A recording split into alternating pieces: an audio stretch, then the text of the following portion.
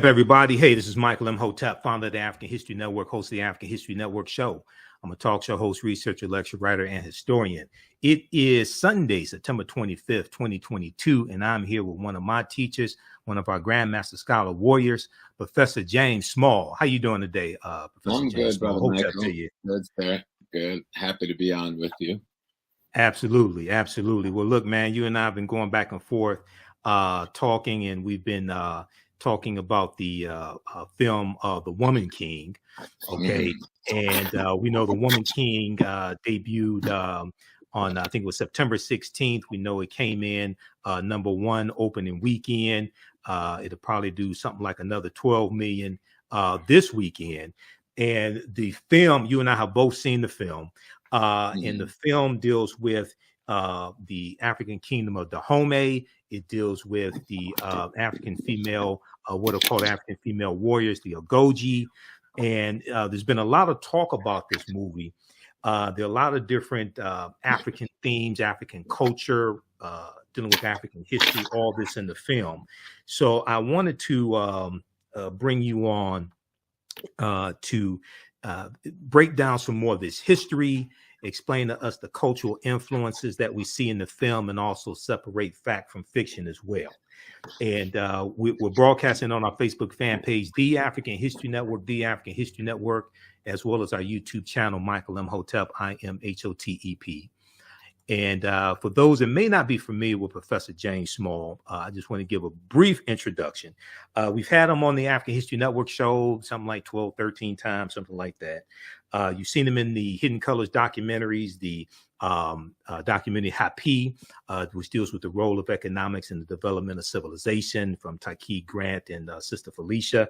And he and I are also in the documentary Elementary Genocide Part 3, Elementary Genocide Part 3, from director Raheem Shabazz.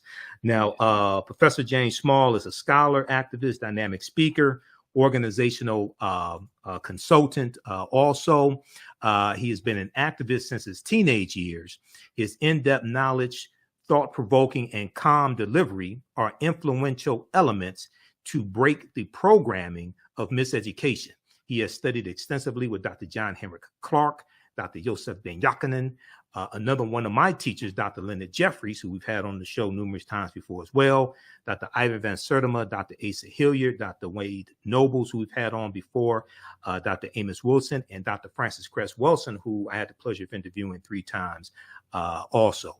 Now, Professor James Small taught for 15 years at the City University of New York, including 13 years at the City College of New York's Black Studies Department, where he taught courses on Pan-Africanism, Malcolm X, and on comparative African religions, which included several African spiritual systems titled African Religion and Survival. And he taught 2 years at New York City Technical College, teaching the course African Folklore and Religion, both in the diaspora and in Africa. He's traveled to Africa numerous times. He is also currently conducting, well, he has taught online courses on African spirituality, covering the Yoruba Ifa tradition, the Akan spiritual tradition, Vodun, and ancient Egyptian sacred science. And also, he is the historical consultant on my favorite show, Godfather of Harlem, on Epics. Okay, I can't wait for the new season to start up in January 2023.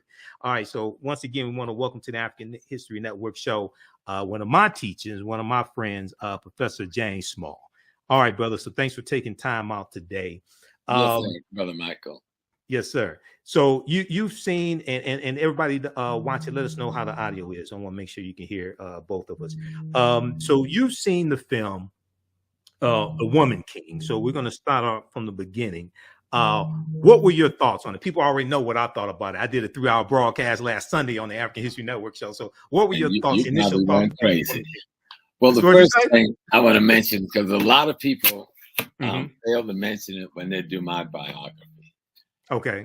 I'm the successor to El-Hajj Malik El-Shabazz, Malcolm X. Yes. At age 21, after his assassination, I became the imam of the Muslim Mosque, Inc., where I served 11 years, while serving 18 years as his sister Ella's bodyguard. Right. So I saw that in the bio. You told me don't read the whole thing. Yeah, so but that's part of my foundational piece. Right. And I just want to mention that because in The Godfather of Harlem, Malcolm will be assassinated in this last episode that's coming up. And we're really trying to do that in a way with dignity to him and the family and not the usual stuff we see. So I just want people to know that I come from that. That's my birth space. Right. You know, Exactly. Movement. Exactly.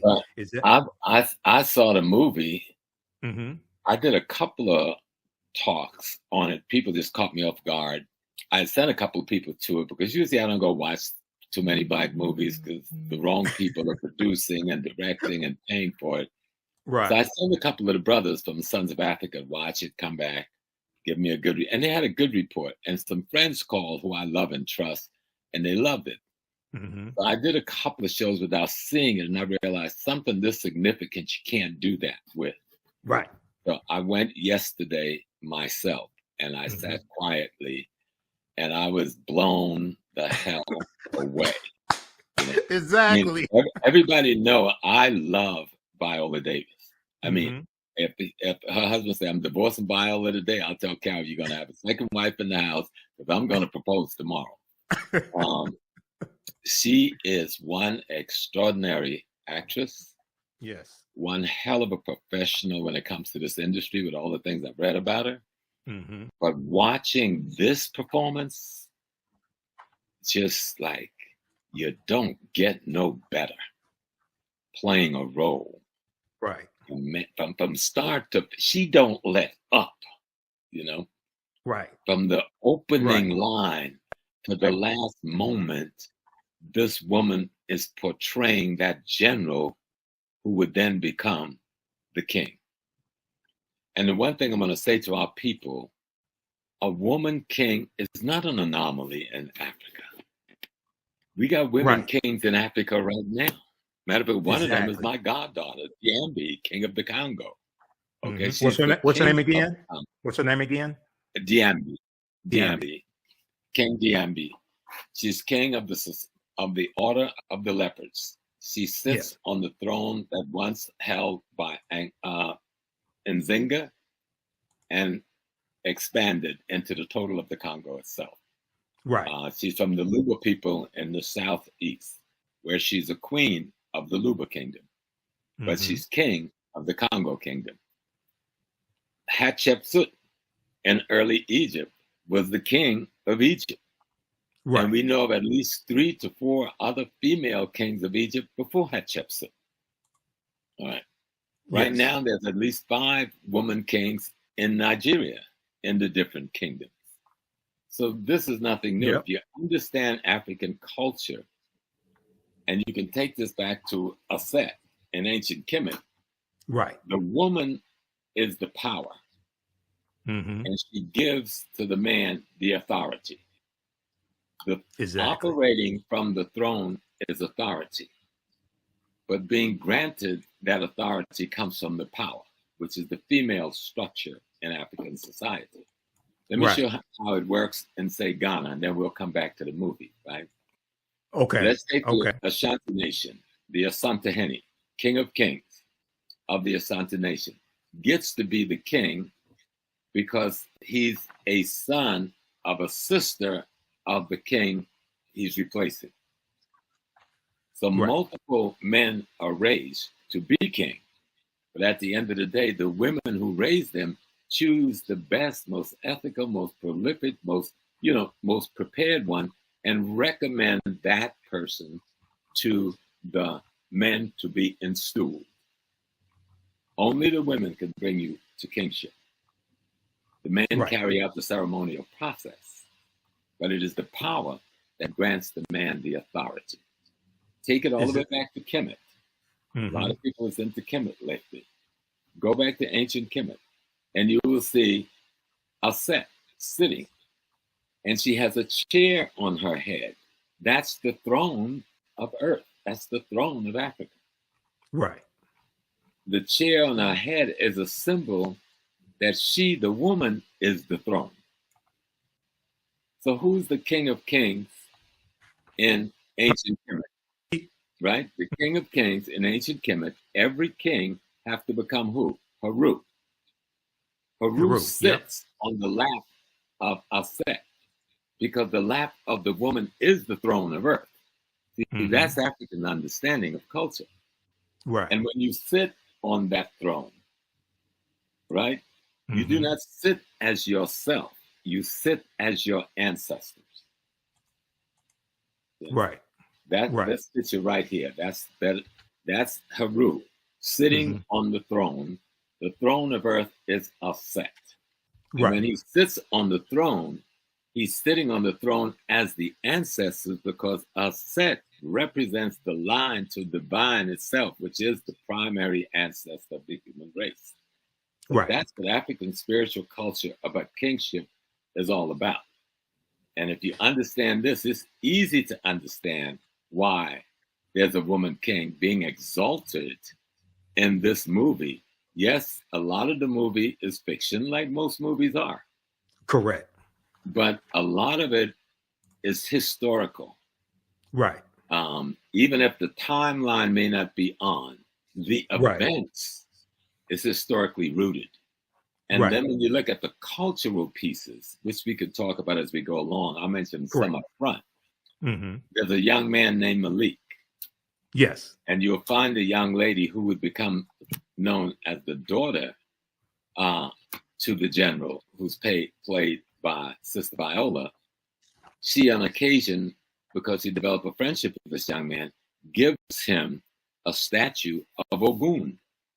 Right. Ogun is one of the primary Orishas and deities of the Yoruba tradition or the Ifa tradition. And you'll hear them talk about the Ifa tradition throughout because that is the spiritual tradition of Dahomey, because Dahomey is an extension of the original Yoruba kingdom. Right. Matter of fact, it was founded by one of the sons of the founder of the Yoruba kingdom. And so that tradition is there. And what are you going to see happen to the young man in the movie is he will transform from a young man coming from Brazil, whose mother is African, who had been enslaved, and whose father was European. But on her mother's deathbed, her mother told him he needed to go back home to find himself. Go back to her land, her home of Dahomey, because that is his home.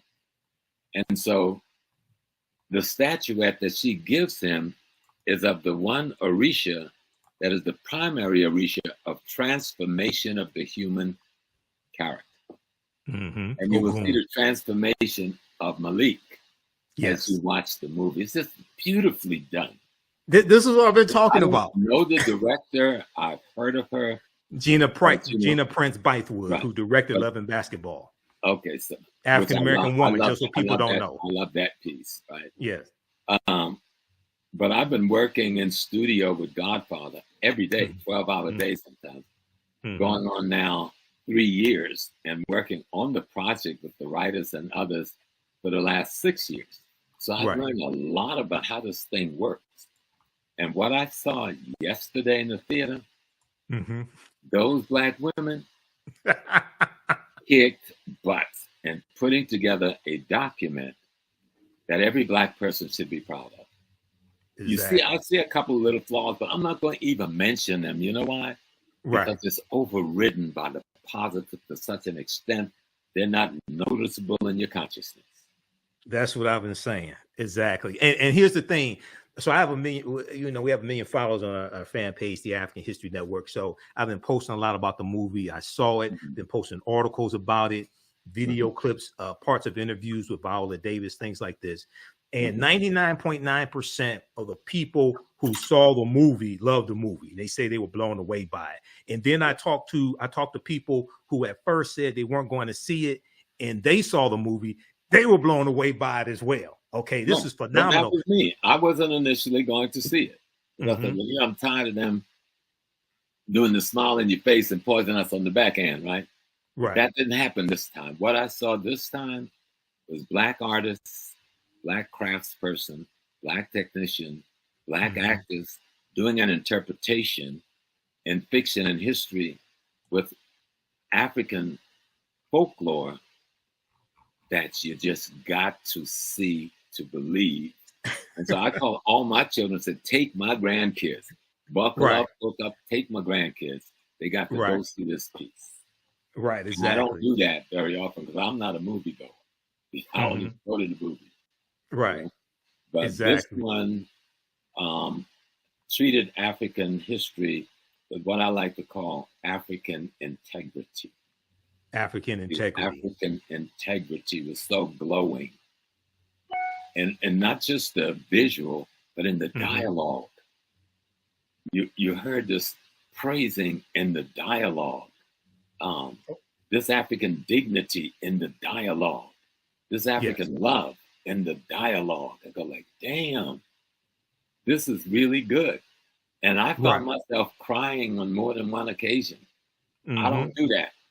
Right. I cried at the end. I shed some tears at the end. My breath a couple of times. I was hit so heavy because, I love African history like you. Right. I've absorbed myself in it. I live it. And that movie had me reeling. And I've been to Benin. I've been to Dahomey. I've been in the very palace they shot the film in multiple times. Yes. I've been before the voodoo pope on my knees to be blessed because I'm a voodoo adapt, not a priest. I'm an adapt, one who practices, who knows the tradition. A Vodun. Yes. Well, the state religion in Benin is Vodun. Vodun, right. Vodun is the Dahomey manifestation of what we call Yoruba. Yeah. Same spiritual system. But manifests different in different cultures, different locations. It's at the end of the day. And the word Vodun in that language means the essence of the divine within either nature or the human being. That's what Vodun means, the essence of the divine. Right. Well, we're gonna go. I'm gonna go to the official synopsis of the movie to give some people the background information on the movie, on the synopsis, and then we're going to continue. I want you to explain African integrity in just a minute, but first, I got to recognize my friend, and I'm also Professor Hunter Adams. He's watching right now. Okay. Yeah, absolutely. Professor Hunter Adams, thanks so much for watching. He said, I agree, Professor James Small. So absolutely. So let's look at this here. So the official website is thewomanking.movie, thewomanking.movie. I want to look at the official synopsis, and then we're going to delve deeper. Because one of the things I want to just briefly explain to people is when you hear that a movie is based on a true story, right? You really have to understand what that means, because there are 4 different types of true story screenplays. There are 4 different types of ways to tell the story. And so The Woman King is the remarkable, this is the official synopsis. The Woman King is the remarkable story of the Agojie, the all-female unit of what they call warriors who protected the African kingdom of Dahomey in the 1800s with skills and a fierceness unlike anything the world has ever seen. Quote unquote, inspired. This is the key word, everybody. Inspired by true events, The Woman King follows the emotionally epic journey of General Naniska, played by Oscar winner Viola Davis, and it was her production company, her and her husband Julius, their production company that produced this film, as she trains the next generation of recruits and readies them for battle against an enemy determined to destroy their way of life. Some things are worth fighting for. It's directed by Gina Prince-Bythewood, who's an African-American female woman. Story played by Maria Bello and Dana Stevens, 2 white women, and produced by Kathy Schulman, Viola Davis, husband Julius Tennant, and Maria Bello. Okay, so the reason why I wanted to go through that, Professor Small, very quickly here is, and I've done a ton of research on the film as well. There is, I've experienced this before with other movies, and you have to be careful when you hear a term like based on a true story. You have to really understand what it is. So very quickly, there are 4 ways to tell these historical movies. Okay, this is a good article everybody can read. It's from Screencraft. Is your script based on, quote unquote, based on or inspired by a true story? What's the difference?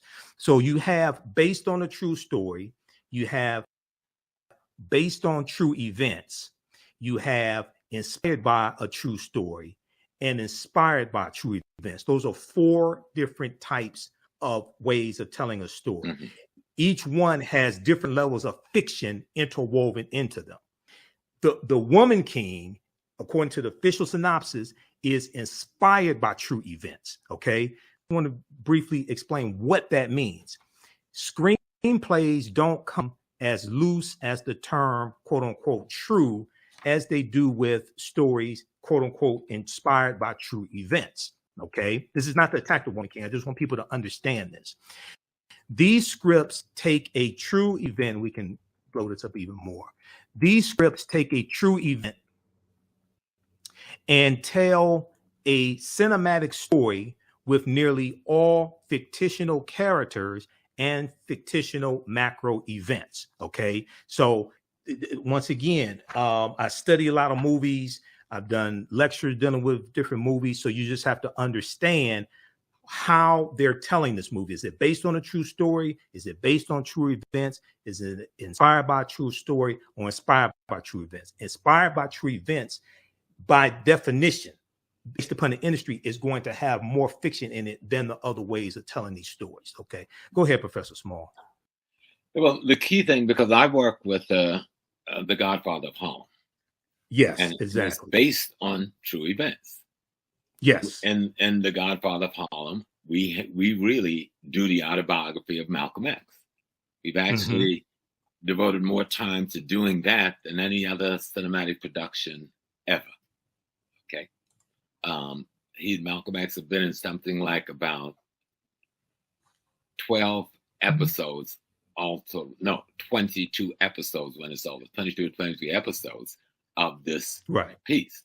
And my fighting there is to keep what I call African integrity and historical authenticity, which is not easy. Okay. Exactly. But it has gotten easy because the writers are both black and white, 50%. But they come from on Godfather of Harlem. On Godfather of Harlem. They come from the industry's protocols. So here comes this guy from a Black Studies, Black nationalist background, who knows nothing about writing, but want to see images on the screen that reflect African integrity, and reflect the historical authenticity that I think it should. But it's fiction. It's like, how do we take Malcolm X? How do we take Adam Powell? How do we take Bumpy Johnson and create a fictional story about a gangster who partners with civil rights and human rights leaders to get control of Harlem from the white operators of Harlem? How do you tell that fictional story using these historical characters and some historical events?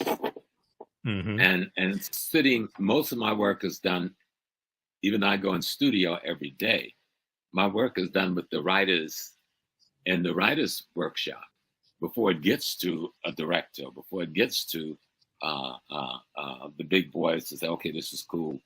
And so that's where we get a chance to say, this is what the dialogue is going to look like. This is what the scene is going to look like. This is what's going to be in that room. This is what the costume is going to look like. This is what the attitude is going to be, etc.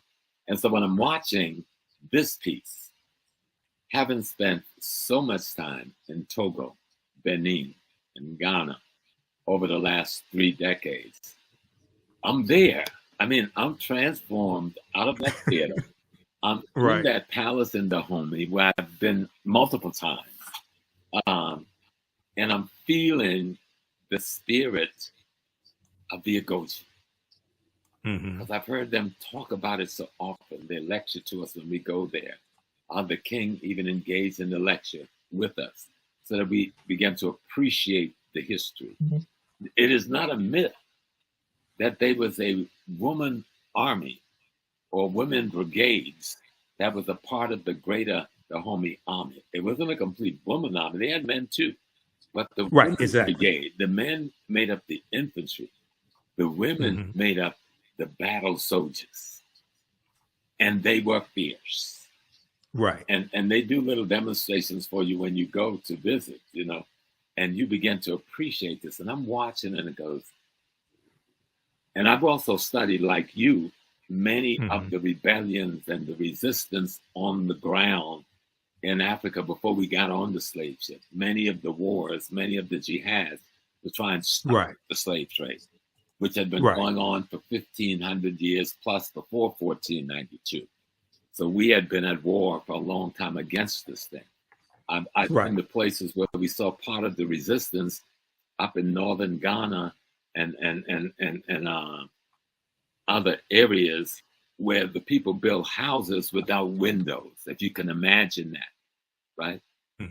And the fence around the house is 10 foot tall. The housing compound is 10 foot tall, but the gateway to get in the house is 2 feet tall. So you got to get on your knees to crawl into the courtyard. So an enemy would lose his head trying to come down, you understand? But that was the defensive mechanism that our people put in place. They had the windows on the roofs. The roofs open up so that they could get sunlight and air. And they just had slit in the walls to use their arrows.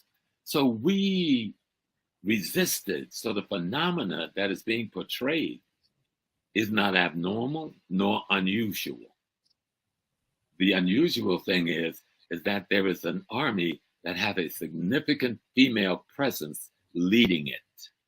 And in this story, the story is about an extraordinary female general who would become king. Right. The woman king. Yep. The woman king.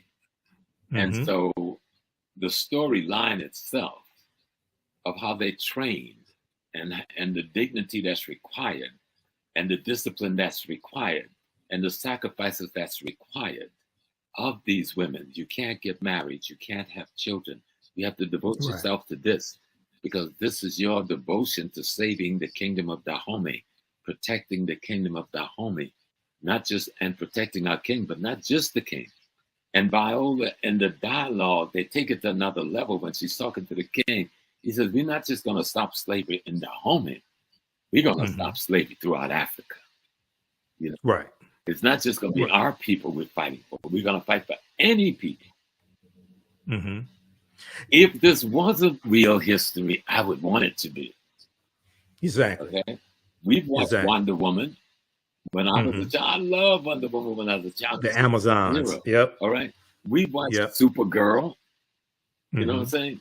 They were fictitious stories about white women heroes that was saving the white community. That's cool. Now we got this massive black group of heroines saving the black community. Psychologically in your head, something is being planted that you didn't come into this without a fight. And our women, we live in a society that marginalizes women across the board, but particularly marginalized African women, both historically and currently.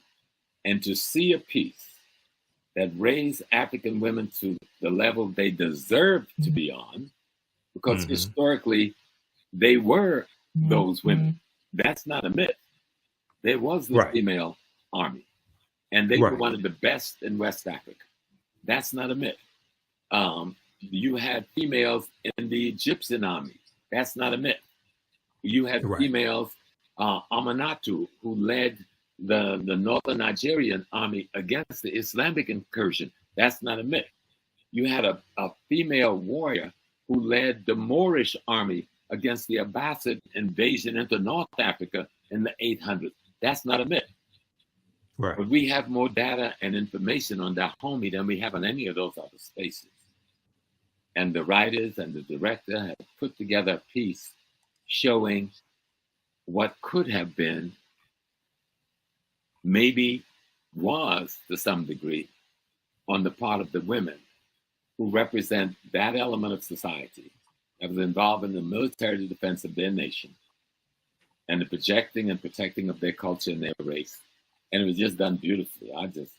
I went in thinking I was going to be critical, mean, and hard. I came out of there crying like a baby. I go like, damn. This just took it off. Just took it out. Exactly. And there was so much African culture, so many references to you hear them history. talking about Ifa. You saw the shrines. Those shrines were authentically done. The altars were authentically done. I saw multiple deities on the altars, you know. And let me just help you with some deities, like the king. When the king sits on the throne, he doesn't sit like, say, Brother Imhotep is made king of Chicago. Well, when he's talking to me and you in the living room, he's Brother Imhotep. But when he sits on the throne, he is the ancestors of all of us, speaking for those ancestors to us and carrying out of the will of the ancestors for us. So that's the role of a king in Africa.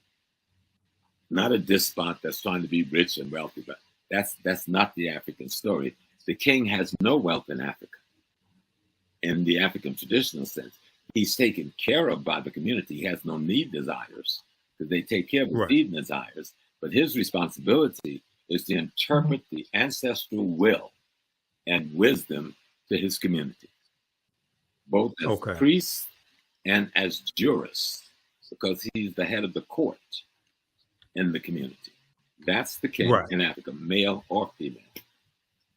Yeah, you know, a lot of our understanding of the term king comes from a European perspective. Yeah. Not from an African cultural perspective, because I saw a lot of comments saying, oh, it's the woman king. They're trying to emasculate the men and things like this. And I saw the movie. That's not the case. Go ahead. That don't happen. Matter of fact, in the movie, the man is helping to train the women. In the movie, the man is fighting beside them as the lead musketeers that opens the way for those warriors to come in to play. Right. So, and all through the movie, you see that partnership between the general who leads the women and the king who she and those women serve. And I saw nothing emasculating or demeaning at all. I saw a partnership that simply told a fictitious presentation of a reality. There's a reality of those women warriors. There was a reality of that army being made up of warriors who were women, and that they were considered by history, both white and blacks, writing at that time, as being one of the most fierce army in the field.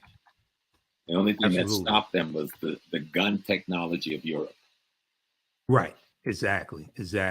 Okay, this is what I want to do, because we're going to come back to this, and we're going to deal with some more of the history of Dahomey, and I want to show a picture of the actual Agojie. There are some good articles written. Smithsonian Mag has a really good one. With Smithsonian Institute, they have a really good one dealing with the real warriors behind the woman king. It goes deep into this history.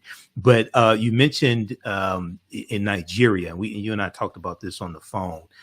So I posted this article a few days ago because I saw so many people, most of them didn't see the movie, saying, oh, they don't have women kings in Africa and things like this, right? So there are a number of different articles on this topic here. This one here is from gboah.com, gboah.com.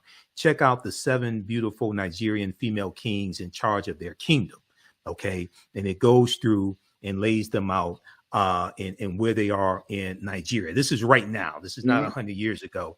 This is right now, okay? Why do you think? So you talked about Hatshepsut in ancient Kemet. Okay, so she was. Tell us a little bit about Hatshepsut. She would be considered a woman king. We know she was. The pharaoh is the king. Pharaoh, and she pharaoh. Was Yep. the pharaoh. The woman is the power in Africa. Men, give up your European genital danglings, because the power has nothing to do with gender. Okay, right. It has to do with roles in nature. Roles in nature. You came from the womb and the belly of a woman. It did not come from your belly, even though your sperm fertilized the eggs that became you. So let's look at how Africans looked at reality. We were in partnership with nature and cosmology. That's our culture is based on understanding cosmology and nature. And so when we look at the king, and as we see in Hatshepsut, her brother was too young to take the throne. He was too young to handle that responsibility. And so she, as the elder sister, had to take on the responsibility of being the pharaoh, of being the king, until her brother was trained enough and old enough to take over the role of kingship himself. And I remember when we first started studying ancient Egypt, and the white writers was all saying, oh, the brother came in and he hated his sister and he scraped her name off the walls. All of that is proven to be untrue. So all of it is proven to be untrue. That's not even African culture. That's European culture. That's what they do. Exactly. That's not what happens in African culture, because the kingship is a spiritual position, not a political position, though they do political work. The king is surrounded by a council of elders who instructs and informs him, on his behavior. His job is to sit as the ancestors come back.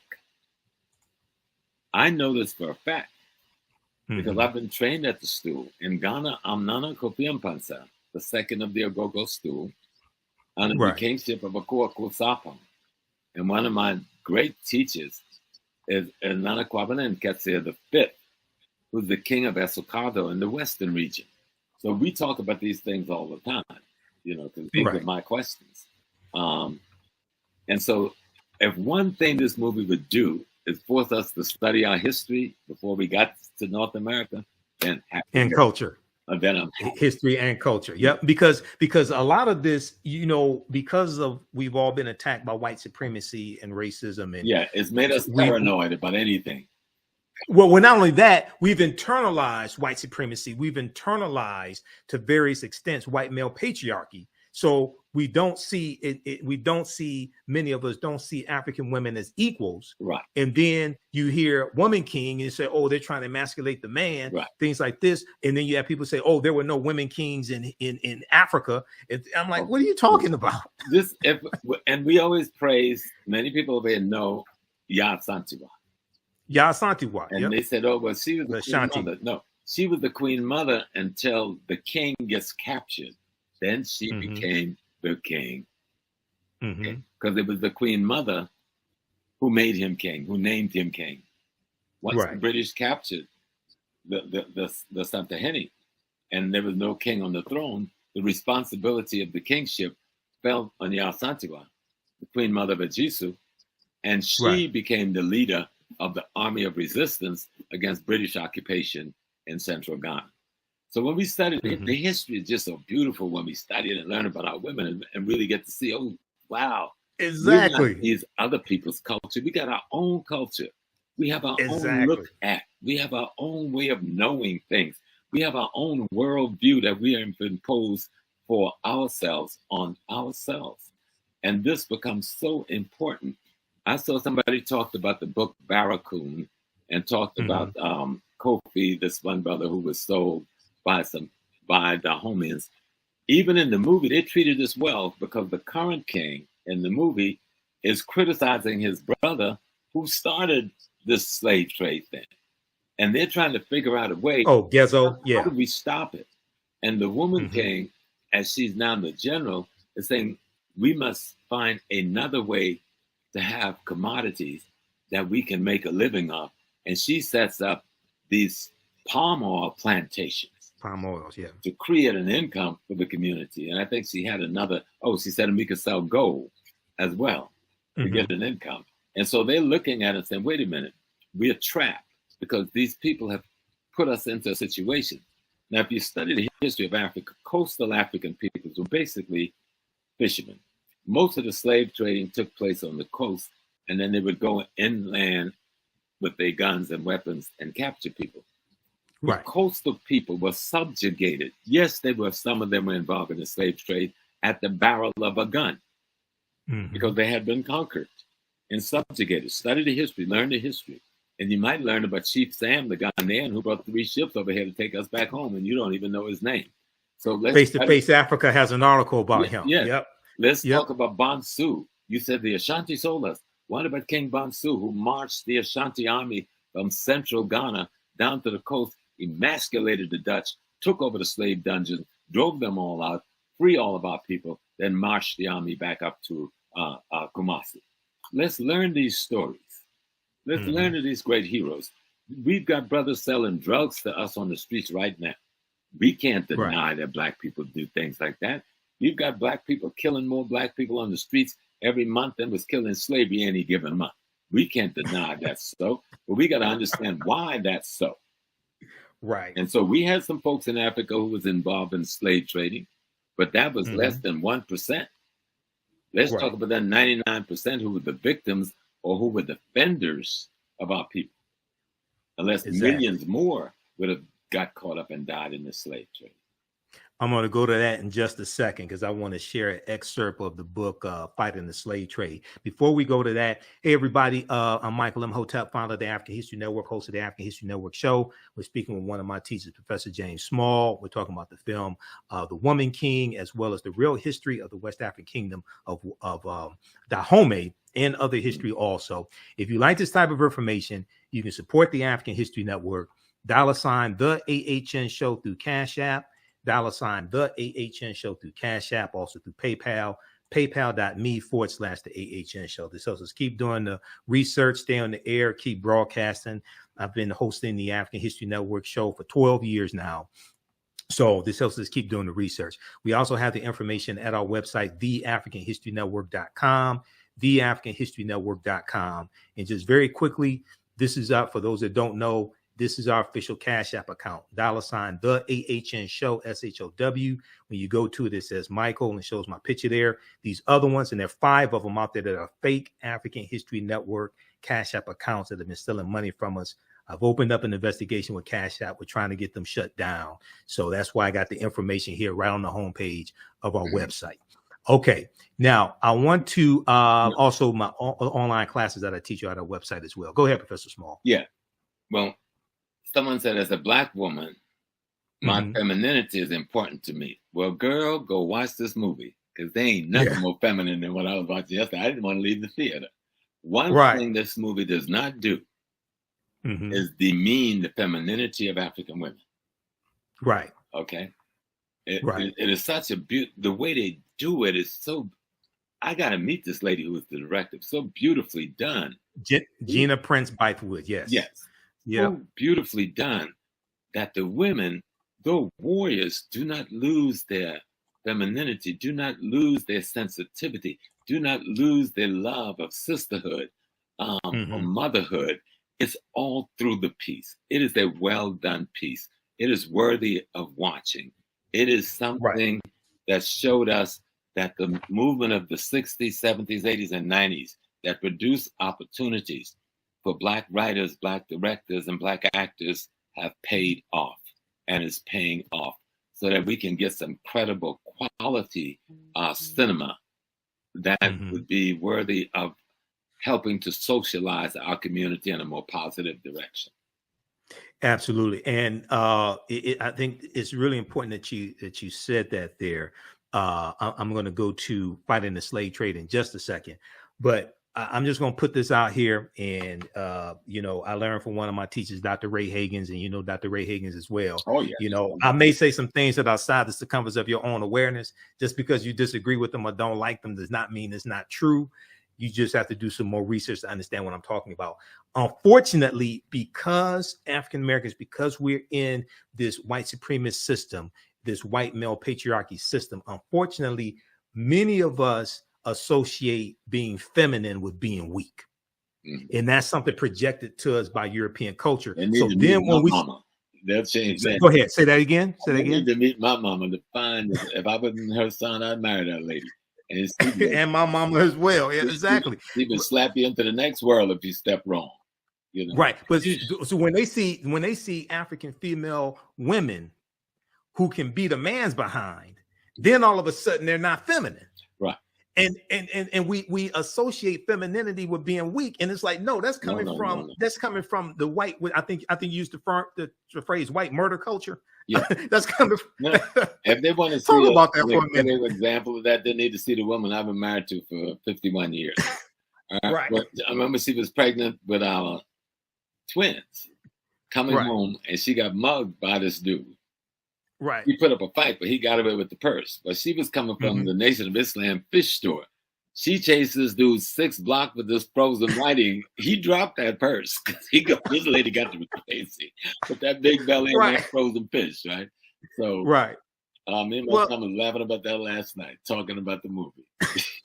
and because of what we go through in this country, and because of our history, you should want a sister who can fight. You should want a sister who can help you defend the home and things like this. Unless you want to oppress the sister, okay? Unless you're afraid she's gonna whip your behind because maybe you did something wrong or something like that, right? But you should want a sister who can fight. Okay, so all right. I want to go to this right here. This is an excerpt of the book Fighting the Slave Trade by a brilliant sister, Dr. Sylvian Diop. You and I talked about this briefly today. This is the synopsis. Is at Amazon.com. You can try to get it from an African-American book dealer. If not, maybe Amazon.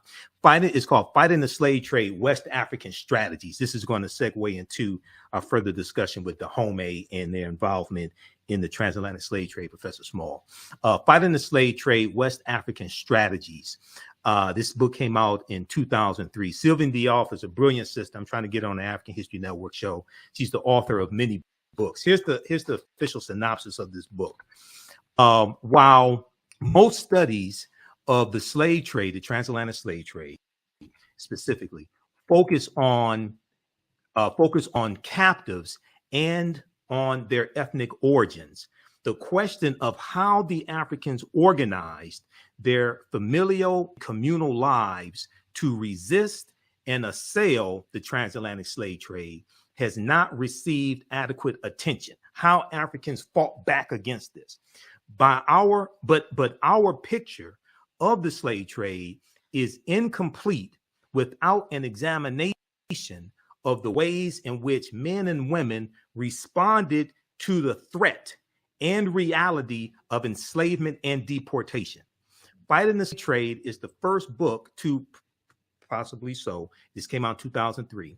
Fighting the Slave Trade is the first book to explore in a systematic manner the strategies Africans used to protect and defend themselves and their communities from the onslaught of the transatlantic slave trade, and how they fought back against the transatlantic slave trade. It challenges widely held myths of African passivity and general complicity in the slave trade, and shows that resistance to enslavement and to involvement in the slave trade was much more pervasive than has been acknowledged by the orthodox interpretation of historical literature. Focused on West Africa, where Dahomey was and Benin currently is, focused on West Africa, the essays collected here examine in detail the defensive, protective, and offensive strategies of individuals, families, communities, and states. In chapters discussing the manipulation of the environment, resettlement, the redemption of captives, the transformation of social relations, political centralization, marriage, violent assaults on ships and entrepots, shipboard revolts like the Amistad slave rebellion, 1839, and controlled participation in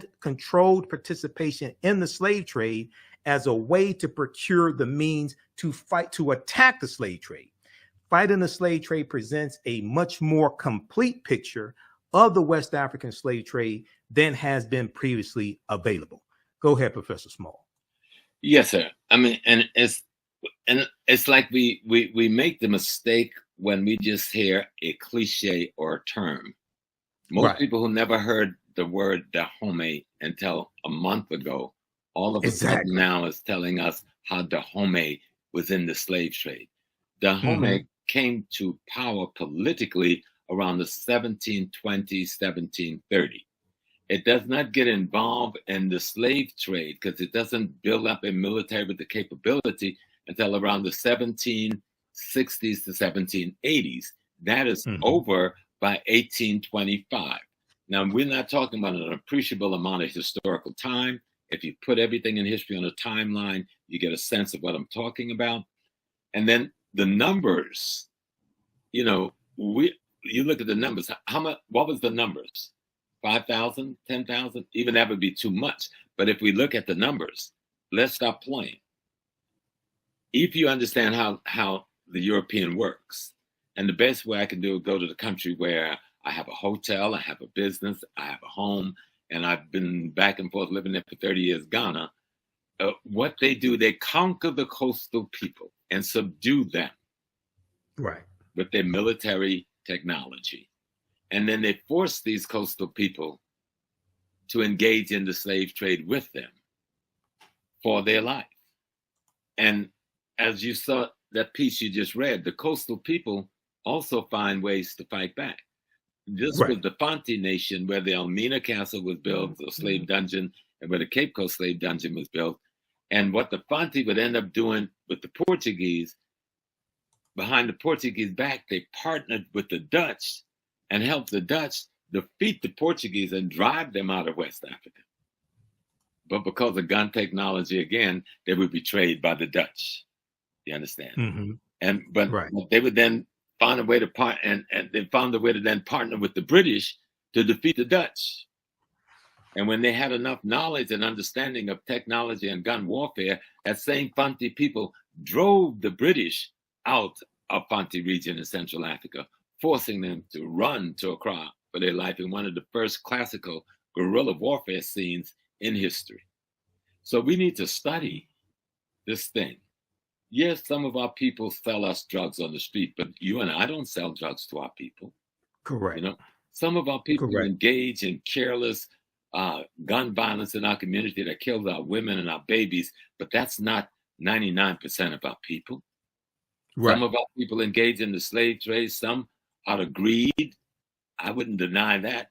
Most out of duress because they were at the barrel of the gun of the enemy with the gun technology. But go down and just study. So you can look at something like the Battle of Islamabad down in South Africa, where Setuweya takes on the British Army with swords and spears, killed 2,000 in one day, all right? And caused the fall of the Robespierre government in London, because they were shocked. How could y'all let this happen? These folks ain't got no guns. You know what they called us, right? Go all the way up to where we're looking at the Berlin Conference. After the Berlin Conference, the invasion of Sudan, Muhammad Ahmed takes on 23,000 British troops and Turkish, Egyptian troops, and send only 3,000 back up to Egypt alive. Talk about resistance. Go with Amanatu and the kingdom that was just above. There's just so many episodes of the great heroine and heroes that fought in these wars of liberation and fought of slave resistance. You will never sit back and talk about Africans sold us. Because guess who Africans were? That was your uncle, your cousin, your grandma, your brother, your great-grandma. Stop being foolish and learn the history of the great people. The genocide would have been more pervasive had we not resisted in such a beautiful and strong way for so long. And we fought every step of the way. And our women played a pivotal role, not just in Dahomey, but in other kingdoms in that resistance movement, many of them being the generals at the head of armies. Learn their story, and you'll learn how to love yourself more deeply and appreciate and respect. That's what I call African integrity.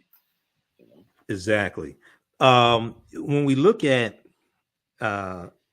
Dahomey, and Dahomey really comes to power about 1720, and they're going to defeat Ouida. How do you pronounce that? Ouida? Okay. There's a couple of different spellings of it. So talk about cultural servitude versus chattel slavery. Right. Because what happens is a lot of Europeans will say, oh, Africans are slaves. Yeah. Africans had slaves. You all started this, blah, blah, blah. Talk about the cultural servitude system that Africans had compared to the chattel slavery that Europeans created. Right. Let me correct one sister so I don't break her heart. She said the Portuguese built no castles. They built dungeons. Didn't you hear me correct myself? So stop playing. I corrected myself. Right. They built dungeons. But I understand. Yes. I understand. Yes. Well, that's Brother Leo. And of course, they built concentration camps. Yeah, I wouldn't even call them dungeons. They were concentration camps. But servitude, every society had it. Dr. Clark taught us that Africans didn't have prisons. And the reason they didn't have prisons, because they had a servitude system when you committed a crime in the community. Or if there was a war between two groups, which was rare, because the way we fought war in Africa, the heroes fought, okay? Not armies. Africa had very few standing armies. That's why we took such a whipping. We learned to develop standing armies after the invasion started, but even Egypt didn't have standing armies until they got their butt kicked. And they realized we got to build one. The only place where the spiritual foreseeing of the necessity for that was with Shaka in Zululand, where the spirit told him this force was coming, and he developed a standing army to meet that force. But in most other places, we didn't have a standing army. But what would occur when there was a conflict between two communities, and they had to go to war, the captives were brought to serve off almost like the indentured system structure the European had, except in Africa, no one took your name away. No one took your family lineage away. No one took your humanity away. No one took your spiritual identity away. And you can grow up to become the king of the very community that you are serving in. Right. Okay? You can grow up to marry royalty in the house in which you are serving to. That was the norm. The idea was you've committed a crime against the greater social order, and so you have to be transformed. Okay? You have to go through a transformation process and a socialization process that you can be a part of society without causing gross disruption of that society. And that servitude process that we see in multiple places in Africa did not involve putting you in prison, putting you in chains, putting you before firing squads, or anything like that. You know? Right. It involves you becoming a part of the very community you had the conflict with. And when your time of service was over, you can either go back to your home if that's what you wanted to do, or remain a part of this community if that's what you want to do. Right.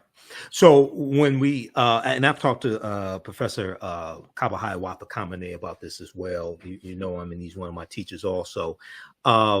The culture, and we see this in the film because there's at least, there's at least one woman who's Agojie in the film who came from another ethnic group, and there was a fight between them. She was captured and she was brought in to be made Agojie, and brought into Dahomey. So we see this take place. Now Europeans had their feudalistic system with the lords and the serfs. Okay. And they're going to superimpose this feudalistic system onto the cultural servitude that Africans had to create chattel slavery, to create what we call chattel slavery, basically. But talk about that for a minute. You know, the European system was not about family structure. It was about class and caste structure. Africa was not about class and caste structure. It's about family structure. So when you came into another community, that person's household you went into, depending on age strata, that was your father, that was your mother, that was your auntie. You were their child. That's what the European had was something completely different. It was based on caste and class, depending on power and wealth. That was not what the African kingdom was built on. The African kingdom was built on the fact that the king itself is the father of the community, because he represents the ancestors for that community. Africans don't have queens in the way Europeans do. The king's wife is not a queen. Okay? In the African society, the king's wife is not a queen. In modern day African society, who's trying to play the European thing, you see a little bit of that. But in traditional ancient African society, your wife is not the queen. She's just your wife. Okay? the queen mother is your sister or your auntie or cousin. Okay. But your wife would never be the queen. And the reason they do that, so that fighting for the throne thing never happens. So it is the collective body of women called the queen mothers who select from among the best of the young men they have raised, because they know them better than anybody else, because they raised them from infancy, to be the next king. And if a man was not available to assume that responsibility, then they chose a woman who was skilled, trained, and tooled to carry that power and that responsibility, both spiritually, judiciary-wise, and politically. Okay, so this goes back to Auset with the throne on her head. Absolutely. Because Auset means the name Auset, from my understanding, means she of throne. Yeah. She of throne. She is the throne. She is the throne. Yeah. Okay, she is the throne. And it's the woman. She is woman. She's not, there's nobody named Auset. Right. Auset is symbolic of the African woman. Right, symbolic of the African woman, because it's the African woman who decides which man will sit on the throne. Okay, all right, and in many societies is it that in some societies is it that the lineage was matrilineal, which went through the woman side of the family, and we kept it in America. We had a kind of a term we used that people thought was joking: mama's baby, daddy's maybe. right. The way they solve the bloodline is to go to the one place where you know the authenticity of a bloodline. Right. And that means it's not matriarchal. Matriarchal means women rule. That's a white folks term. It's matrilineal. No, it's matrifocal. Matrifocal. Okay. Meaning you must train, you trace and there was no denigration to the man. I love my wife, but I know it's the one way to be sure that this child is who we say he is to see what womb the child came out of. Right. There's no way to find out what sperm the child came from. And we knew that way back then when there was no microscope or nothing at hand. We were clear. Okay. Right. And so you talk about matrifocal. Now, since Islam, well, going all the way back to remember, we get the Hyksos invasion, the Greek invasion, and well, first the Hyksos, and then you get two Hyksos invasions. Hittites, you get two Hittites invasion in northeastern Africa. Then you get the two Assyrian invasion of it. Then you get the Persians, two Persian invasion, then the Greek invasion, then the Roman invasion, and then their children, their descendants, the Arabs. See, people don't know who the Arabs are. These are the descendants of the Greeks and the Romans and the Assyrians and the Hittites and the Hyksos mix up now, marrying into one another. And then they hit us in the 8th century and have the deepest incursion into Africa. And that's where you see a lot of the patriarchal systems in the areas that was once conquered by Islam or still fundamentally Islamic in Africa. So you see the patriarchal there. But in traditional non-Islamic Africa, it's matrifocal, almost 100%. Okay. Now, when we talk about Dahomey, I know you and I were talking about this earlier today, and Dahomey is made to be, and I see like some European writers doing this. I see this in the media. Dahomey is being made out to be like they were more involved in the transatlantic slave trade than Great Britain was. Yeah, and Great Britain takes out like they take out 3.1. Great Britain was involved from 1562 to 1834 when they finally, even after 1807. We'll talk about 1807 in just a minute. They involved for 272 years. Talk about Dahomey and how it gets involved in the transatlantic slave trade. Well, again, for the same reason, Dahomey in 1720, when the kingdom is formed. Or when it comes to power, it was always a small kingdom. And remember, Dahomey wasn't the size of today's Benin. Right. It was a small kingdom within that territory. There was Vida, Cotonou, and other kingdoms on the coast that was rivaling them in terms of commerce and trade. But once the European came, the European got involved immediately in capturing Africans for the slave trade. And the first thing they would do was to bring to servitude the coastal population. Okay, that's the Wida, the Contonu, because those people don't have guns. So we can understand the degree to which gun technology plays in the slave trade. Right. Okay. 14th Europeans century. came there with militaries, with cannons, and with guns. And in one day, they can level all the African villages in the community. People have never even heard an explosion before. You got to get the psychology of all of that. So once you find yourself being invaded and occupied by these people, and they're making you a part of their army. So now you're someone who you had a traditional argument with, and y'all would have a palaver over it and settle it with somebody bringing some cocoa and something else. You got an army with people with guns now marching you against that foe. Right. And capturing those people and putting them in slavery. So by the time you get, and then the other piece we keep forgetting, and we need to call it out for what it is. There's an Islamic slave system in place in Africa for 1,500 plus years before 1492. There's the Trans-Indian Ocean slave trade. There's the Trans-Saharan slave trade. And before they were bringing Africans enslaved to North America, they were taking them enslaved to Europe. We never talk about slavery in Europe. You know, we try to play with the few people who call, oh, the Moors, there's a picture of a Moor, there's a statue of a Moor. No, we were enslaved in Europe. Okay? That's the reason the Moors went into Spain. They were chasing the Visigoth, the German, back out of North Africa. The Vandals and the Visigoths. Right.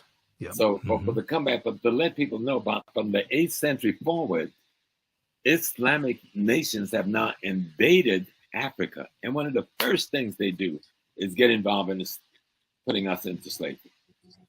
They got into what we call today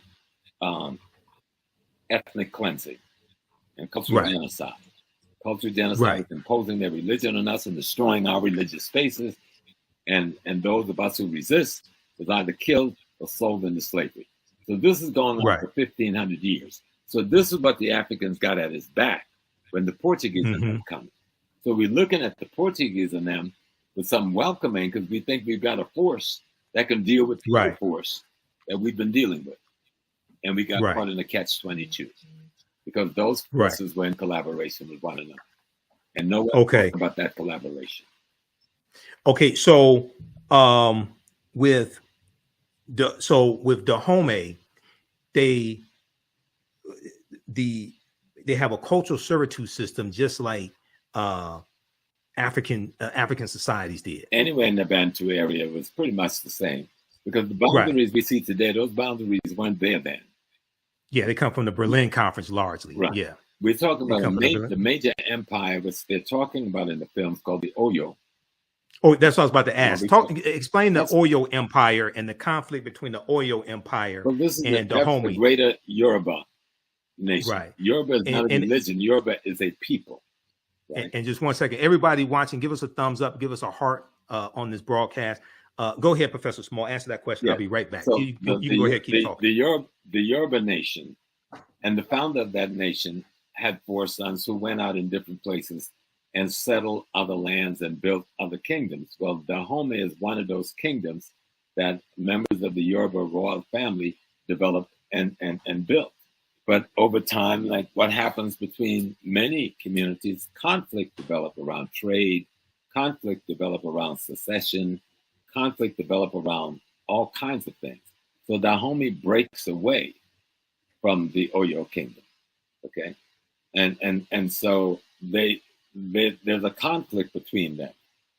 But even in the story, the fictitious thing of the Oyo kingdom being big into slavery, they don't get into slavery until later on in the greater Yoruba wars that would take place after this period of time that the Dahomey is being talked about.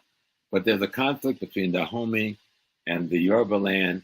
Yoruba land is being invaded by the British, or by this time have been invaded by the British This is the great burning of Benin and the robbing of Benin of all of its wealth and art and so forth that we hear about in history, but we don't connect it to nothing, right? But there's a greater Yoruba war going on between the people. And these boundaries called Nigeria, they're not there then, okay? Right. They're greater boundaries. People have other kinds of kingdom designs. And there's conflicts between some of these kingdoms, mostly around trade, okay? But you got something else happening at the same time. As the Muslim wars of genocide and ethnic cleansing has taken place in the Nile Valley with the Mamluk Turks and the Seljuk Turks, and then finally the Ottoman Turks by the 9th century and the end of the 9th century, beginning of the 10th century. They're pushing millions of people out of the Nile Valley into West Africa. Y'all hear what I'm saying? They're pushing millions of people out of the Nile Valley into West Africa, in through Chad, in through Cameroon, into Nigeria, down into Ghana. This population, that through what is called Burkina Faso, this is the population of the people. Everybody always asks, what happened to the Egyptian? Well, we're talking to each other here right now, okay? Because a great number of those refugees, millions of refugees scattered to the south and to the west, because of the Turkish and the Arab ethnic cleansing that goes on for hundreds of years leading up to the 1400s, are caught as the vulnerable population in what becomes known as the transatlantic slave trade. And I know a lot of us don't go there with that piece, but you've got to understand, who are these people?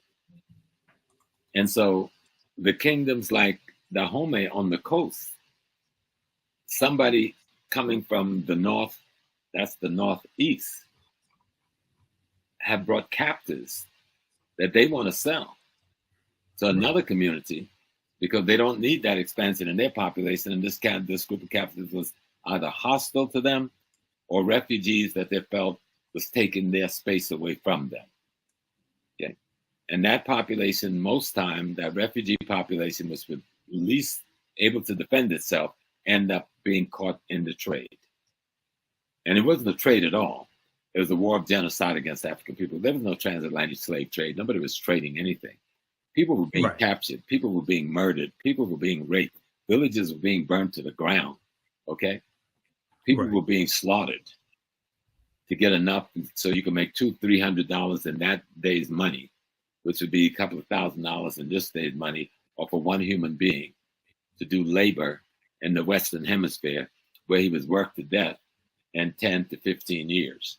And would be replaced with someone else, a process that went on for 400 years plus. Exactly. Dahomey got caught up in this, and what the movie shows, fictitious or not, they did do it. How do we get out of this? How do we work our way out, fight our way out of this contradiction?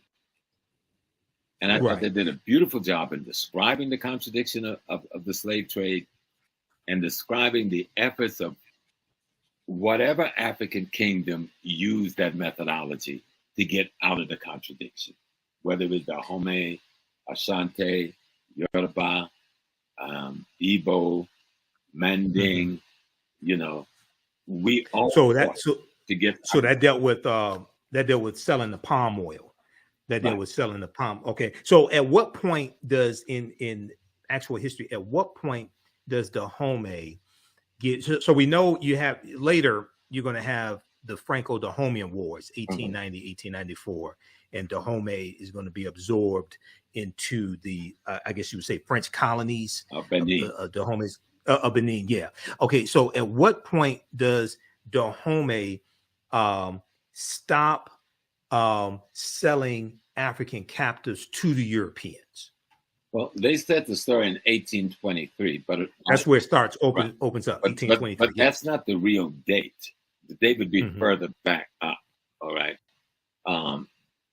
If we were to look at that conflict played out, we'd probably be looking at Dahomey comes up as a kingdom in 1720. 20, right. But you don't have power when you come into being.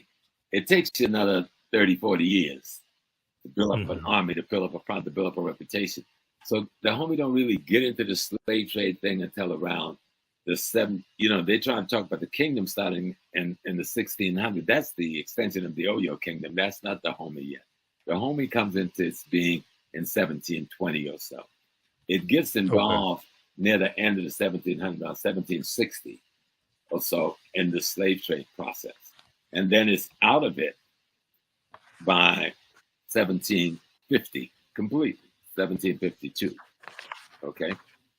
But in that period of time, there's the conflicts and the wars, because the Portuguese are not sitting there with merchant, with banks and some money in their hand. They've come with armies with guns, all right?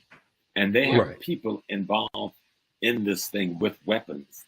And they've armed coastal people to go inland to capture other people for them. They've already depleted the coastal people they could take, but they need a coastal population because they need somebody who can speak the language, somebody who knows the terrain, somebody who knows the culture, etc. And they need numbers. And so they could take these captive people and make them their collaborators. Though many of those people will resist them and betray them. That's why it's important to understand the history, because it's not a one look. Right. You have to really see the intricacies of resistance and rebellion and death. It's just like most people come to North America and say, well, y'all never really freed yourself. Well, you never looked at our history to say that. There's recorded at least 300 plus African rebellions that was of significance in the United States, North America. Mm-hmm. But if you look at the Civil War, over 300,000 of us fought in uniform, and another 400,000 to 500,000 out of uniform behind the line, being workers, being supporters, being the people who carrying the equipment. So nearly 500,000 plus of us is fighting in the Civil War to destroy the Confederacy, both from within and without. That's a war of liberation on our part. Exactly. We fought to free ourselves. It wasn't given. Right. It wasn't Abraham Lincoln. We fought to free ourselves. We killed millions of white people. Okay. So y'all need to stop it and really see what happened here. And if you go back down to the British, we fought with the British who said, we're going to give you freedom. In the North, we fought with the British in the South. And the British, the people who fought with the North, they end up in Nova Scotia and then Sierra Leone. Nobody ever asked for the largest part of that black population went, who was in the South. Because the largest part of the black population fighting against America was not in the North. And you know where that population went? To Jamaica and to Trinidad. Okay. And they started the Poker Man movement in Jamaica. Those black Geechee Gullah people who fought with the British. And in Trinidad, Tony Martin deals with this in his book, his last book, God Bless His Beautiful Soul, History of the Caribbean. He deals with the population that went to Trinidad, and I went to that community. And the streets are named after different military companies they fought in for the British. And when it was, so don't tell me, if you don't know history, you say we accepted this. But if you know history, there's hardly a week went by when some black folks wasn't rebelling in North America. Well, the same thing went on in Africa.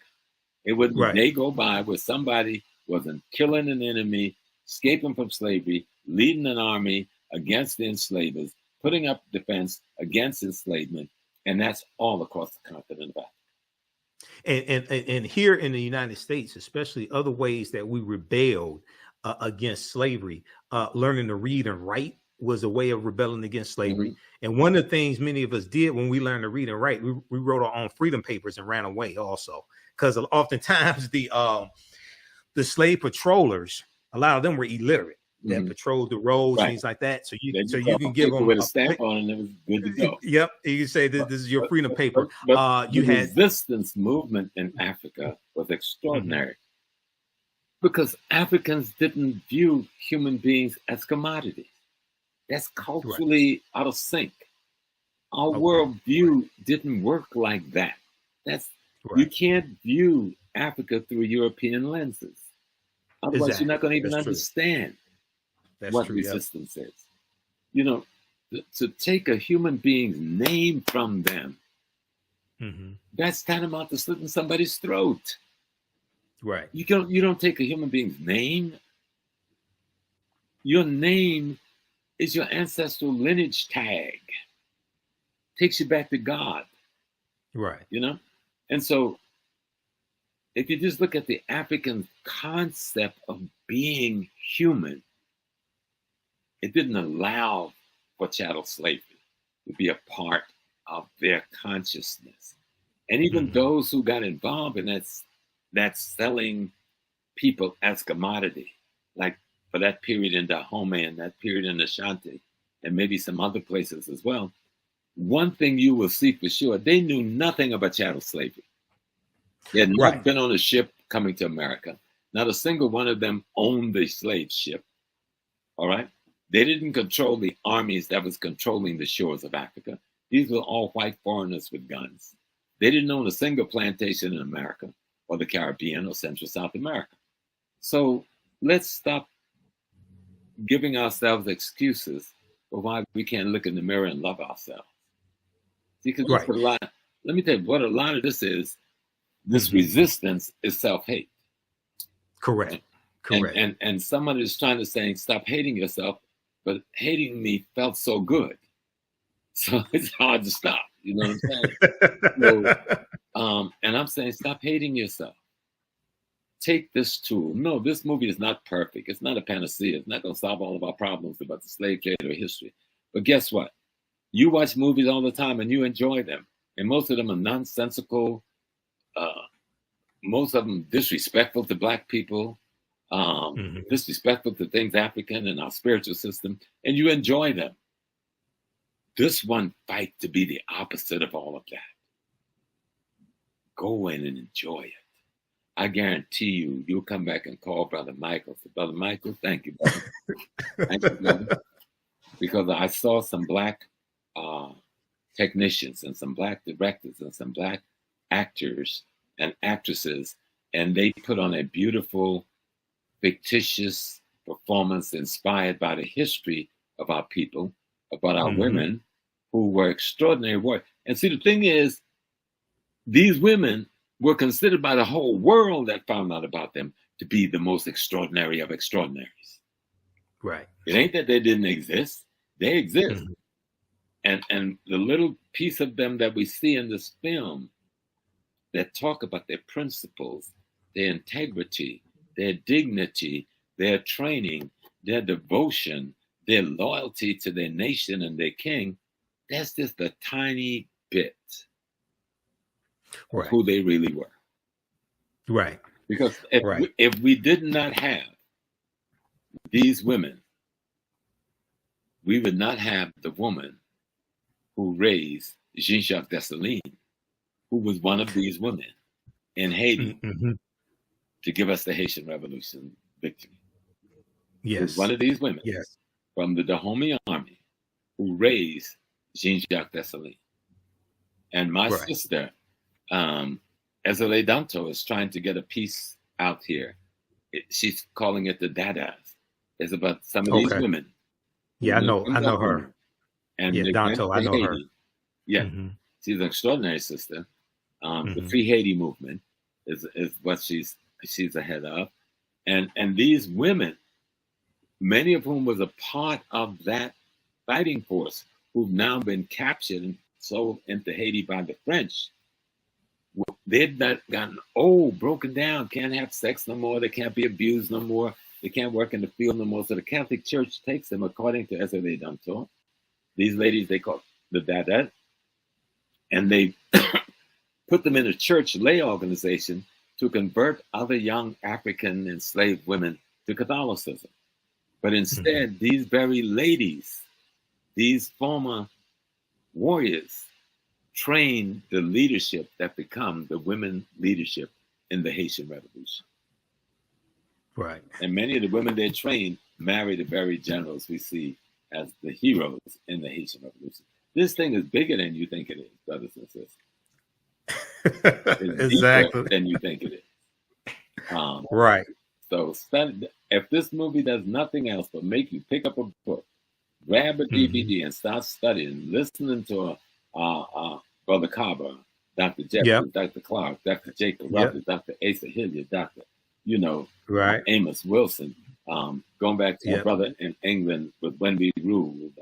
Robin Walker. Walker. I got his book right behind me, Robin Walker. And brilliant brother. See that we have an extraordinary history. We did not give up. Otherwise, we would still be in slavery. Right. We fought every single day from one end of Africa to the other, from one end of the Caribbean to the other, from one end of Central South America to the other, from one end of North America to the other. And we've transformed the white world. And what's so beautiful about Viola and her husband and that beautiful director and the others, they took the content and white intent and transformed white content to an African intent that made sense.